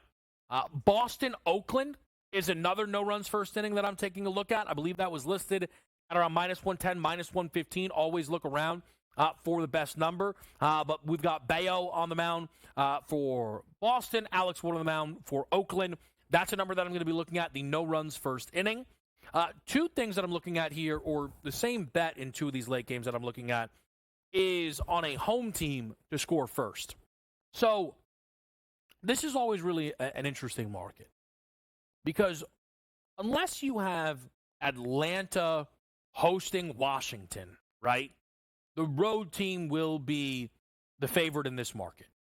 That's how it works. It makes sense. They bat first always. So that's just kind of how this ultimately works. Now, where is the number here, though? Because I've not found the number just yet. But I'm looking at the Mariners to score first, and I'm looking at the Diamondbacks to score first. Bieber's obviously very good. Luis Castillo at home, though, got knocked around that opening series. I think the top of the order could get to Shane Bieber a bit. So that is one of the numbers that I'm trying to look at here. Where is to score first? First run. Perfect. Like, for example, the Braves are minus 200 against the White Sox. The Cubs, though, are a huge favorite. They're on the short end of pick. Minus 115 Rockies, minus 110 Cubs. So I was looking at the Diamondbacks, which would be plus 115, and the Mariners, which would be plus 110. And the Diamondback situation, again, it's pretty straightforward, right? If Zach Allen can handle his business, the top of the Diamondbacks order can get to Nestor Cortez. With, Gurriel, Marte, this team can get there. No Corbin Carroll in that lineup, though, which is probably another part of the reason why this is a dropping line. Yankees getting a lot of respect in the market, though. I also don't feel like that's not a lot of respect for Zach Allen, which is interesting. It's something we talked about preseason. How much love would Zach Allen ultimately get here? And clearly not a lot. The other item that I was circling up, and again, we'll see, but possibly a St. Louis Cardinals team total. The top of that order all has success with inside of it. And Darvish, while he's gotten off to a good start, is that going to be able to sustain his third start this year? Not so sure. So I don't have anything additional in yet. The only games that start inside our show tonight are the Chicago games, over 8.5 in Cubs-Rockies. Dinger Tuesday, Cody Bellinger, plus 500. Dinger Tuesday, Ronald Acuna Jr., plus 340. And then we've got the baseball board live right now, looking for hits, runs, and RBIs out of Evan Carter. And that's all. Baltimore just got on the board. How about that? Early NBA. What do we see here? Early NBA. Toronto up on the Lakers, of course. Washington up on Milwaukee. Interesting. Robbie Avila slowed down a tick, and now he's up to 4 rebounds. He's got 15 PRA already. It's going to be a dogfight. It's going to be a dogfight. Joe Madden up next right here. Game Time Decisions.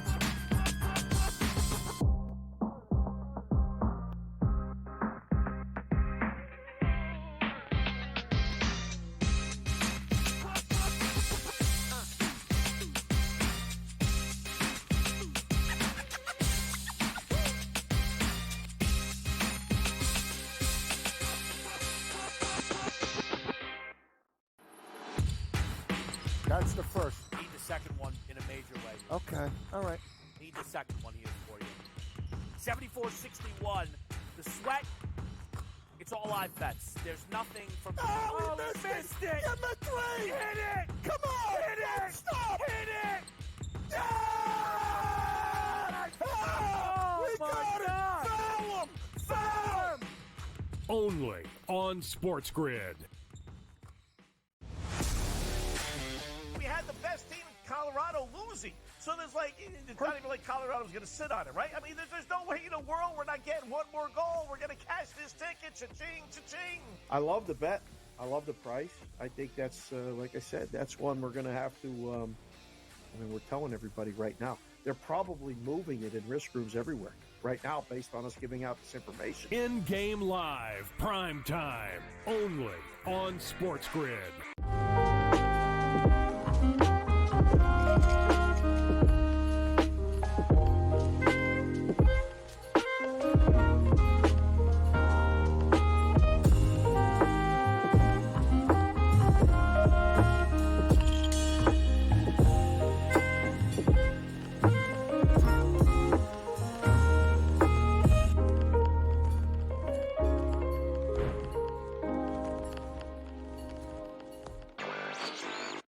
Is it pretty much cut and dry that NC State is the biggest surprise of the weekend? I don't think anybody's bracket had the Wolfpack going this far. I think they're going to find a way to keep this one close. And we all know Purdue's tournament history under Matt Painter. They've had a lot of early exits when they've been good teams, and maybe this is the time they'll exercise their demons. It's kind of like when Virginia lost to that 16-seed UMBC. Newswire, only on SportsGrid. SportsGrid, your 24/7 sports wagering network. Pro League Soccer, powered by Marca. I would be willing to bet the under 2.5 goals. Fantasy sports today. Especially in head-to-head formats in fantasy, I think I'm going to go with Juan Soto. Game time decisions. People don't like it. I don't really care. I cannot believe anybody is betting the Clippers at this number. Betting above the rim. All I've heard you say on the network is you're either winning or you're rebuilding. In-game live, all access. Nobody has been more profitable as a dog than Shaka Smart Team. Winning back-to-back road games. I don't care if they're playing Topeka High. I wouldn't give them any chance whatsoever. In-game live, prime time. Back-to-back, just utterly stinker quarters. In-game live, overtime. Honestly, as you sit here and listen, watch right now, you may want to consider placing that bet. It's smarter to be on SportsGrid.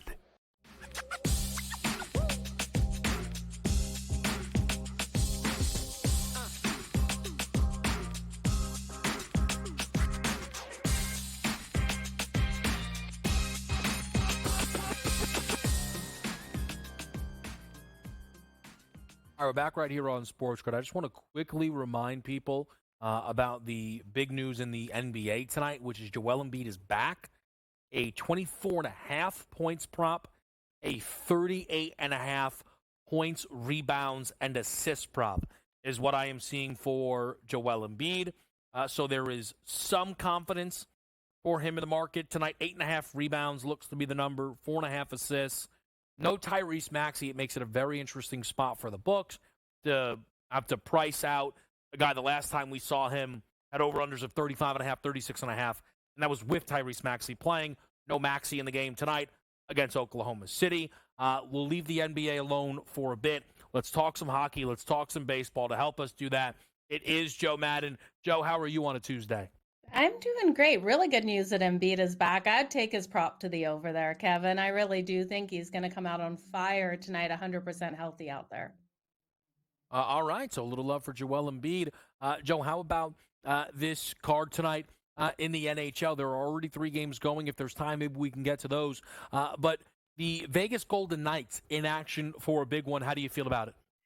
Okay, so the Vegas Golden Knights are facing the Vancouver Canucks, and looking at this matchup, this is the first game on the road for the Vancouver Canucks. The last time they were on the road was back on March 7th versus the Vegas Golden Knights. So they've been at home for too long here, in my opinion. Logan Thompson getting the start for Vegas. I do think Vegas comes out nice and strong in this matchup. I'm going to take them here on the money line, and I do think there's an opportunity to sprinkle on them on the puck line, laying 1.5 in this. They've got the better goaltender in net, and while Casey DeSmith has been strong, I just don't like that Vancouver has been at home for so long. And then we look at Jack Eichel. Jack Eichel has been phenomenally strong out there on the ice for Vegas. I'm looking at him to get that power play point today. Vancouver spends too much time in the penalty box, averaging right around 9 minutes, and we do see their kill not as strong, and Vegas should be able to capitalize on that, and who better than Jack Eichel out there, and I love it, at plus 200 for the power play point. All right, so a little plus money involved for the NHL action. Joe, we've got a Predators-Bruins game sitting around pick right now. What are you seeing here with Boston and Nashville? Okay, so we know the Boston Bruins are sitting first in the Atlantic with 101 points. The Nashville Predators fourth in the Central with 90 points. Now, they right now have that first wild card spot, but the LA Kings are only 3 points behind them. They cannot fail in this game today, and I do think they're the hungrier, more driven team out there on the ice. And with Forsberg, with how he's been playing, I think the Predators can record a win at home. Now, I'm going to take them straight up on the money line to be able to get that win, and I'm also going to look at Forsberg for his points out there. I do think he comes out phenomenally strong. He has been the catalyst for this team being able to get the wins. And while they did lose those 2 games out there on the road to the Avs and the Coyotes, their home abilities on their home ice is just so strong. I think they turn things around here. Their defense is going to need to step up, though, Kevin.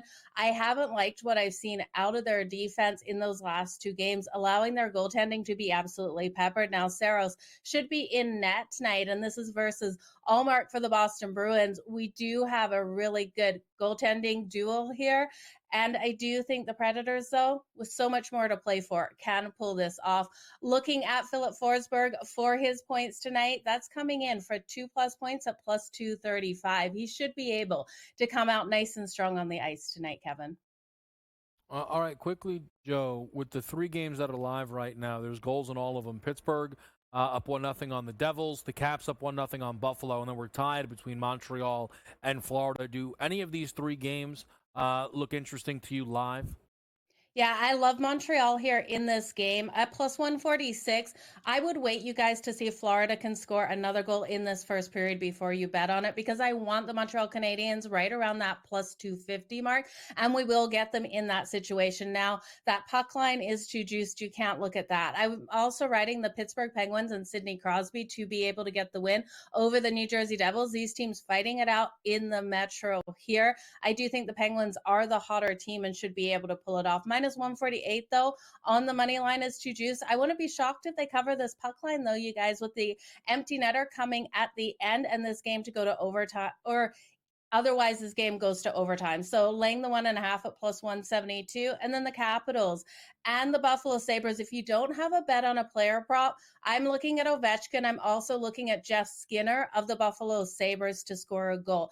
Jeff Skinner is playing his game 1000 in the NHL tonight. And I do think at plus 270, the value is all over him. But I do think the Capitals win this one. Not a place I can bet it right now, though, Kevin, at minus 200. All right, so we'll continue to follow all of the hockey action. Joe, let's talk some baseball coming up shortly here. The White Sox and the Atlanta Braves. Atlanta has looked pretty great to start the year. The White Sox have looked pretty terrible. What are you looking for here? They have, and hold your breath here, Kevin, because I have a really ugly bet. I'm going to have some faith in the Chicago White Sox in the first 5 innings in this one. Crochet coming out and getting the start, and we saw him versus the Detroit Tigers, and yes, it was the Detroit Tigers, but he played phenomenally strong versus them. He was able to put 8 strikeouts on the board. His strikeout number in this game's coming in at 5.5. I'm also going to take that to the over. I know the Braves bats have been so phenomenally strong. This team averaging over 8 runs per game to start the season. They have a team total of 5.5. If you want a bet there, you could take their team total over, but I'm smelling an upset in this one. And I think that first 5 is really strong for the Chicago White Sox. I'm going to take them straight up on the money line in the first 5 innings. Kevin, it's at plus 148. You're going to have to hold your nose, though. It's an ugly bet. All right. Listen, they're not going to go 0-162, Joe, so the wins are going to come somewhere. Let's talk a little bit about this Blue Jays-Astros game here. A no-hitter yesterday for Houston. What do you see in game number 2 of this set between the Jays and the Stros? Well, Toronto doing exactly what we saw last season with their offense just coming out and failing. I couldn't believe what we saw out there.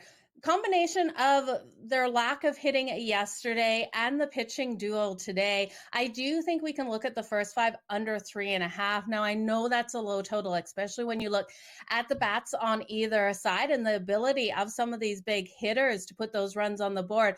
But Berrios has been strong in his career versus the Houston Astros, and I like Valdez's ability to come out nice and strong and really shut down the bats here of the Blue Jays in the first 5 as well. So I'm taking that first 5 under 3.5.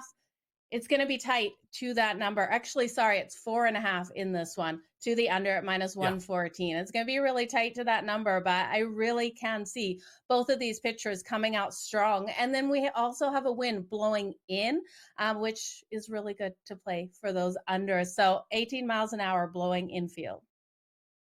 All right, Joe, another early under for you is in this game between the Mariners and the Guardians. We've got Shane Bieber against Luis Castillo. Yeah, this is the one that is sitting at that 3.5. So it's a hard number to always take to the under when you're looking at 3.5s in the first 5 innings. But I do think this is a lower scoring one. Bieber has been so phenomenally strong out there, and Castillo, while he did have some stumbles in that first game out, I'm looking for a really strong bounce back out of him. Shane Bieber able to get those 11 strikeouts in his first game out of the season. And when we look at him versus the Mariners last season, in his opening debut, he was phenomenally strong out there. So I'm expecting a complete pitcher's duel between these two. I wouldn't be shocked if we get no runs in those first 5 innings. So the under 3.5, well, it's a scary number to take. I really do think we've got a low scoring one in this one, Kevin. All right, some low-scoring action potentially there. Joe, potentially the same story with the game between the Giants and the Dodgers late night? The Giants and the Dodgers, yeah. We look at this one, I'm a little worried. There has been a pitching change from what I did think. Ryan is coming out. Bessier, I can't pronounce his last name correctly. Brasher, I believe. He's coming out, and we look at Logan Thompson. While he's had a history of struggling against Freddie Freeman and Mookie Betts, as long as he can get past those two of the Dodgers, I am expecting a lower scoring game for the whole one. We've got weather coming into effect for this one, so I'm going to take it to the under 8.5, Kevin. I've seen some 7.5s popping up on some books where you're getting the plus money to that under, but I do think safer to take the under 8.5 in this one. Logan Webb, he is such a strong pitcher. I just need him to not throw those big balls to Freeman and have Freeman and Mookie Betts hit off of him because it's a scary situation. I would look at Freddie Freeman probably for his bases to the over in this game as well. I do think he gets on base. I just hope those home runs don't come. All right, Joe. And then lastly, the the Arizona Diamondbacks and the New York Yankees. Yankees, incredible start to the year. What do you think about them going tonight against Zach Gallen? This is hard because Zach Gallen at home is an automatic bet on for me. We saw how phenomenally strong he was last season at home. And I do think the Diamondbacks, this is a nice price for them here at home. The Yankees have just been so phenomenally strong. 5-0 so far on the season. I'd love to see them keep rolling. I just don't think they can do it in this one, Kevin. I think Zach Gallen will get the best of them. So I'm going to take the bullpens out of it because I could see the Yankees pulling it off at the end. I'm going to take the Diamondbacks in the first 5 innings on the money line at -124. All right, fantastic stuff. Joe, we appreciate it. As always, best of luck. Thanks, Kevin. Best of luck, everyone. All right, great stuff there from Joe Madden. Just a couple of updates on the NBA board. It's 34-25 out of nowhere from the LA Lakers at the end of that first quarter. We've got Milwaukee up 4 with about 2 minutes to go on Washington. Baseball-wise, Tampa strikes first against the Texas Rangers. That's 1-0. 1-0 Angels after a Hicks home run. We're tied up between Cincinnati and Philly. We'll be right back here on SportsGrid.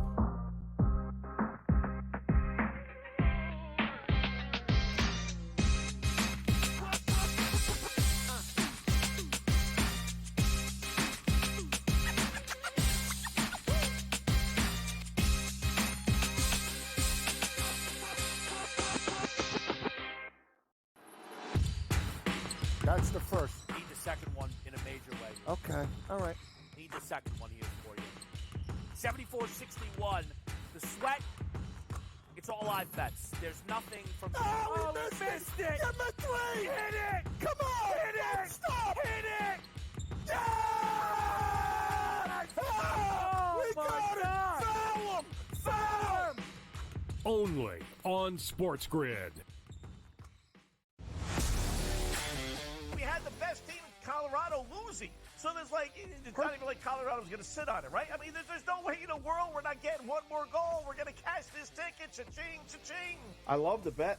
I love the price. I think that's, like I said, that's one we're going to have to, we're telling everybody right now. They're probably moving it in risk rooms everywhere right now based on us giving out this information. In-game live, prime time, only on SportsGrid.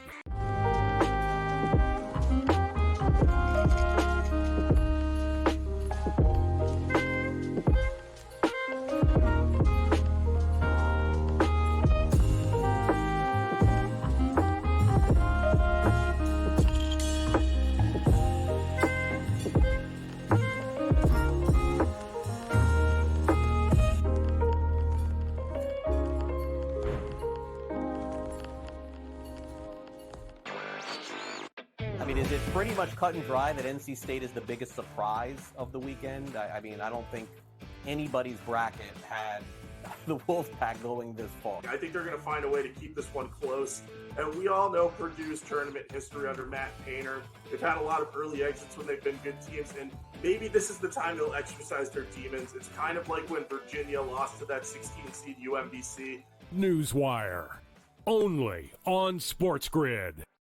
SportsGrid, your 24/7 sports wagering network. Pro League Soccer, powered by Marca. I would be willing to bet the under 2.5 goals. Fantasy sports today. Especially in head-to-head formats in fantasy, I think I'm going to go with Juan Soto. Game time decisions. People don't like it. I don't really care. I cannot believe anybody is betting the Clippers at this number. Betting above the rim. All I've heard you say on the network is you're either winning or you're rebuilding. In-game live all access. Nobody has been more profitable as a dog than Shaka Smart Team. Winning back-to-back road games. I don't care if they're playing Topeka High. I wouldn't give them any chance whatsoever. In-game live, prime time. Back-to-back, just utterly stinker quarters. In-game live, overtime. Honestly, as you sit here and listen, watch right now, you may want to consider placing that bet. It's smarter to be on SportsGrid.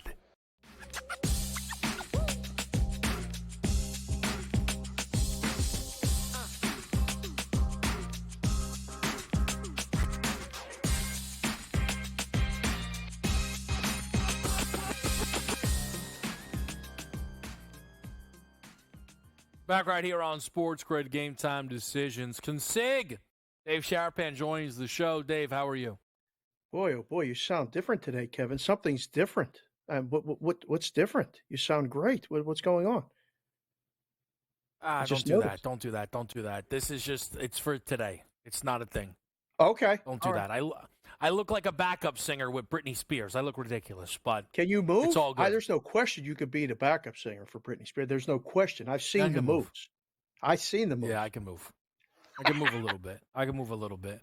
You got any moves early today? You got any moves? Basketball? We got an Evan Carter prop that's not off to a good start. I bet the Raptors tonight. Let's Hit go. it again. Most unbiased man. History of sports media. You know that. You already knew that. Embiid back. What'd you hear about that? Crazy movement throughout that game. A lot of talk about that throughout the day in Vegas. Is he playing? Is he not? Watch the number. Yeah, looks like he might play. I don't know. Did cash considerations earlier with Newbie. We played the song. I mean, do you back the team when the star comes back, or do you fade the team when the star comes back? I think it's a clear line of division between the two different factions in that case. I don't know what to do with it. I think it's really complicated because they're playing an Oklahoma City team that's always booked strong, who's missing their, two leading scorers. Right. So now you're not getting a normal OKC number. Embiid's back, but we know it's a minutes restriction. That's all we know. So that's almost less helpful. Maxi's out. Embiid played one game all year without Maxi. It was the game he forced himself to play, and it was the last time we saw him play. So that's not a real sample size. That's not a real sample size. No, not at all. I said this. This is a game where if I feel really, I say I feel bad. I don't know. This probably won't make or break their year, their month, their night. But this felt impossible for me to figure out what to do with this. I just tweeted a tweet from a friend of mine, Ed Sammons at the Superbook, VP of Risk Management. He said it was OKC -5 overnight. With Jalen Williams out and SGA questionable, it was OKC -1. Now with Embiid possibly playing at Sixers -3.5, with Maxey out, it's Sixers -2.5. It's like a 3-ring circus in the NBA. I think that about sums it up. All in one game. Yeah. All in one. Everyone's got afternoon. Different numbers. Yeah. They eventually hung the props. And so when they hang the first Embiid prop, they're hoping to get a bet on the over or the under. It was 26.5 and it closed 24.5 all of a sudden on that Embiid prop. So it moves down 2 points from the initial open. Yeah. It's easier just to take the props off at that point. You only get one-way betting. Nobody's going, I'm going to bet the over. So I don't know. A lot of in-game stuff. This will be worth watching in-game and seeing. I don't know. Is he coming back now, or is it time to reinvigorate those Sixers futures that I know you and I talked about back in October? Mm-hmm. Are you getting excited about the possibility that the Sixers could get past the second round of the playoffs? Here's a problem. Oh, no, I hate when you If they're in the play-in, they're starting with Boston and Milwaukee. What are we supposed to do with that? We got to get – can we get out? Can we not be in the play-in? We're in trouble. Yeah. They have the easiest remaining schedule in basketball. Let's win them all. Come on. All right. Fair enough. Win them all. Fair enough. If they're laying tonight, they're laying the rest of the way. They're laying the rest of the way. So 7 games, can you get 6-1? Let's go. Why not? Can we? Here's the thing. How many games is the big man playing? I mean, if he's healthy, don't he got to play them all? Like, I don't want to. I got to know that when a time comes, if we got a 1 game to play in to the playoffs, I got to know he's 100%. So if there's a question about that, then I don't want him playing now. But I got to have him get some reps. I don't know too many people other than you could just probably roll right out of the studios and pick up a basketball and just step back and hit a 3. There's not many people that can just do that. It's a great point. It's a great point. Hard to argue. Won't argue it. He won't play the back-to-back. But here's the thing. Here's the back-to-back. At Memphis, at San Antonio, they're laying 7 without him in either game. Right. We got it. So it doesn't matter. Get those wins.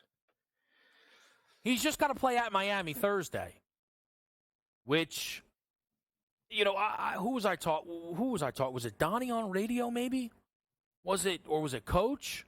Maybe it was Coach. Had to be Coach. Where it was like, well, maybe they realized SGA was out, and they were like, you know what, we can get this one, play him. Lost in this whole thing is Maxi's missing. Yeah, that's probably more important, right? As important. Yeah. They're not going to win anything without Maxi. They can't beat. I mean, it's not going to happen. They're not going to win anything without Maxi. Definitely not. Oh boy, are the Yankees going to lose a game ever? Seriously, I was going to come on with the Yankee stuff. I didn't want to pander to the audience too much, but if you watch Bostonian versus the book later. I came in full Yankee regalia, a full Yankee, and P. Rolt was mad. He said, "Why are you wearing the Yankee stuff?" I said, "Well, other than the Pirates, they're the best team in baseball. All they do is win. They're dogs today, right? Dogs." They're getting bet though, which is great. It's funny. What's the loss? Can they get out of here with 2 more? I think they could get out of here with 2 more against Arizona, only because they're going to get bet against, right? Or no? Am I crazy? What are the betting splits, Dave? I know you don't believe in them in the Yankees games against Arizona. Oh, let's take a quick look. I have that information available. I don't look at it, but right now it's about a 55-45 right now on the Yankees on the one site that I look at. They're betting Yankees because they're undefeated. Yankees win today, lose tomorrow. That's what's going to happen. I'm not convinced about Rodon at all. They beat Gallen at home because nobody does. No? I'm thinking maybe. Okay, I'll just say this is my ask Sam. It all Sam comes knows. Crashing down brain. They sweep Arizona. What? And then they lose the home opener. That's like you know what I mean? They sweep Arizona. They're sitting there 7-0. They're minus 146 in the Stroman-Kikuchi game, and Stroman gets blown up. And lose to the Blue Jays. Isn't that how that usually goes? I don't know. Sam says yes. They might just win out. They might just win out. You can say they might win out. Win the whole week? We're going to play a perfect week? 162. 162. Why not? Hold on. How'd Milwaukee do today in the under Milwaukee bets? April started. What happened today? I didn't see it. What happened? No, let me tell you this. All right, let me tell you this as I sink You're into my already chair. one down. If he ever asks, if you ever hear Dave go, I didn't see it, it's the biggest lie you've ever heard. I honestly didn't see it. I wanted to be surprised, but I know by your reaction, Milwaukee won. 4-0. They're 4-0. Yeah, but those games in March don't count, do they? I think they do. You told me it was April. By the end of April. It's record by the end of April. Oh, it's no. Check the house rules. Those 3 against the Mets count. We're in trouble. We're in deep trouble. They were a dog in every game. Mets squeaked by 8 runs. The Mets stink. I don't know who needs to hear this, but the Mets stink. Bad. Yeah. I mean, they may be worse than the Nationals. Fair, just looking at it. Nats are bad. Nats are bad. A lot of race at the bottom there for the baseball. A lot of race at the bottom. In our ears. I'm hearing all kind of things here. There are people talking, and Mets fans are calling out. What's happening right now? By the way, I meant to ask you this. Please. The women's games yesterday. Fun. Handle. Boom. I mean, attention. Rocket ship, right? Oh, that was exciting. 2, I made my first ever in-game wager on a women's basketball game yesterday while I was on with In-Game Live with Ranieri. I bet Iowa. They were minus 3.5. I could see they were going to win. I felt bad because I know you had LSU. Angel was, as soon as she got hurt, it was done. It was that was impressive. It's all good. Handle's going up. Interest is up. Does this translate to the WNBA next year, K-Dub? I think for Caitlin Clark, you are going to see a very real level of interest in her debut game. And then we go from there. You know, she's talked about this. They've done a great job kind of reporting on how she's talked about the pressure she's had this season, and it's understandable. Yeah. She is the face of her sport in a way that is very unique, Different. right? It's different than anybody. If you ask who's the face of Major League Baseball, Ohtani? Judge? Right? Not much I think there. you ask two different coasts, you get two different answers, right? If you ask West Coast, Sure. it's Ohtani. If you ask East Coast, it's Judge. If you ask anyone that pays any attention to college basketball, it's unanimous. It's there's not a question. And it's fun. And it's the middle of the country. This Iowa stuff is all over the place. I mean, people are talking about it. People are betting it. Now, does that mean that people will bet more on women's college basketball? I'm not ready to make that leap. I just, like next year, what's the story going to be? You're not going to have No, so here's the key. What?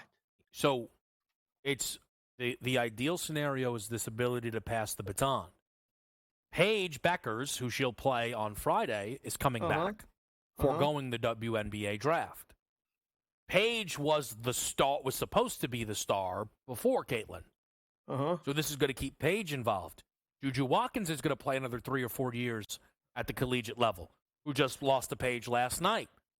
So what you're seeing is the replacements getting to this level, which is huge, right? And replacements, the next up, I guess, is probably the better way to put it. The next up, who steps in for Caitlin Clark? Right. And we're seeing them at this level already. Juju Watkins was the second leading scorer in college this year, behind only Caitlin Clark. I mean, as a sophomore, she would be projected to lead the country in scoring. Ooh. UConn will be a favorite to win the title next year. That's where we're going back to. Now, Juju is on what team? USC. Will they market that? Will they own it? Because Iowa pushed that up and made it known over everything. I mean, they're not going to push this over football. They're not going to push this maybe over men's basketball. I don't know. But if they do, she's in L.A. and Paige She's got commercials already. This is great. This could happen.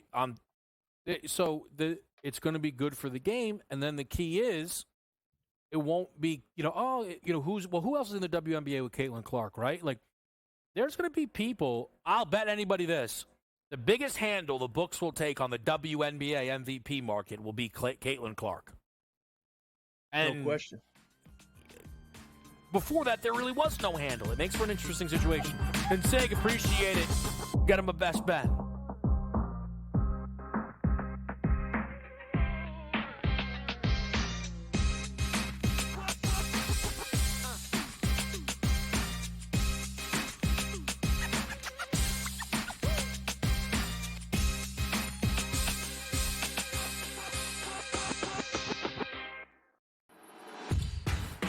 That's the first. Need the second one in a major way. Okay. All right. Need the second one here for you. 74-61. The Sweat. It's all live bets. There's nothing from. Oh, we missed it! Get my three! Hit it! Come on! Hit it! Stop! Hit it! Yeah! Oh, we got it! Foul him! Foul him! Only on SportsGrid. We had the best team in Colorado losing. So there's it's not even like Colorado's going to sit on it, right? I mean, there's no way in the world we're not getting one more goal. We're going to cash this ticket. Cha-ching, cha-ching. I love the bet. I love the price. I think that's, like I said, that's one we're going to have to, we're telling everybody right now. They're probably moving it in risk rooms everywhere right now based on us giving out this information. In-game live, prime time, only on SportsGrid.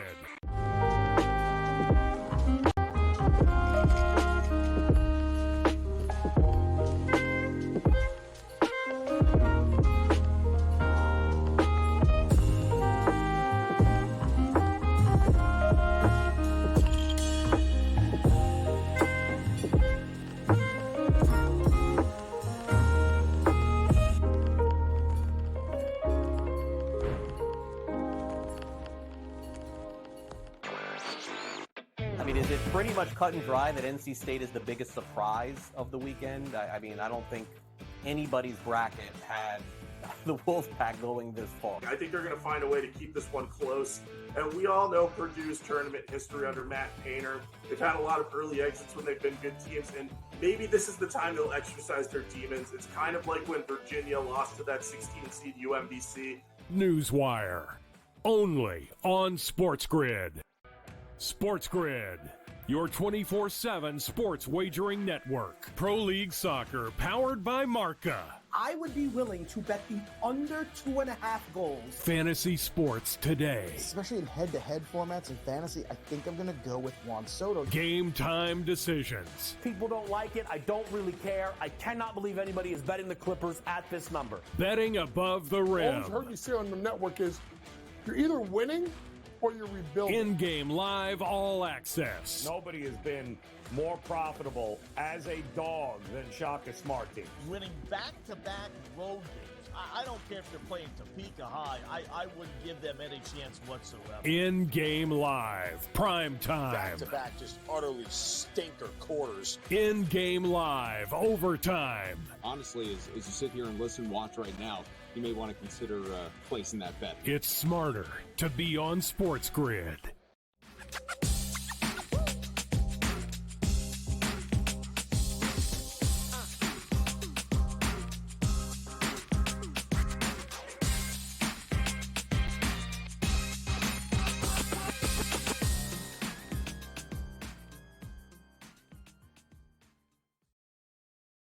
Game time decisions. Close it out. Kevin Walsh with you. We're going to get a little best bet on the board, but make sure you're locked in. In-game live is coming up next. We have the MLB play of the day in action right now. It's Evan Carter. We're going to have some baseball picks coming up. The looks right now will be a Cardinals team total 3.5. Mariners score first. Diamondbacks score first. And then the Nerfy in the Red Sox-A's game. So a couple of looks for the baseball board remaining. NBA-wise, we've got Embiid, first quarter report, 2 points, 2 shots, 1 rebound, 1 assist, 4 minutes. So that gives us an idea that we're looking at under 25 minutes probably for Embiid tonight. So, judge accordingly. I don't know if he has live props up. I'm sure the in-game live crew will hit that. So just keep your eyes on the Embiid situation. Milwaukee have a low-scoring start, which is good. Raptors are going to just have to hang around that number with the Lakers, but the Lakers are extending right now. A lot of game left. That's the story when you deal with a 13.5 point spread. Other NBA picks for the late-night situation, we've got an over in the Kings-Clippers game. We've got Draymond over 7.5 points. We've got the Rockets plus 7.5 points. There goes my pen. Get me out of here, man. Feels like I've been working 100 days in a row. How about that? Let's get the Raptors. And it's not been that. That's just me complaining. Rockets plus 7.5, though. Best bet. This team was red hot. Double-digit win streak snapped by Dallas. They get right back at it here and stay at minimum inside this number against Minnesota. I know some think it could be a revenge spot with the T-Wolves because of their loss to the Chicago Bulls. Don't think so. This is still a Minnesota team that is a tick shorthanded, and I think the Rockets have enough juice to stay inside that 7.5 point number. Other live things you need to keep your eyes on, the NIT. The Sycamores are tied right now against Utah, so keep tabs on that. Robbie Avila off to a really good start, sadly, 15-5 for him. No dimes, though. Selfish. Had a big shot, Bob, many are calling him. That'll do it, though. For myself here on Game Time Decisions, I'm back with you on Thursday. Appreciate everybody who stopped by, and good luck with those bets. See you then.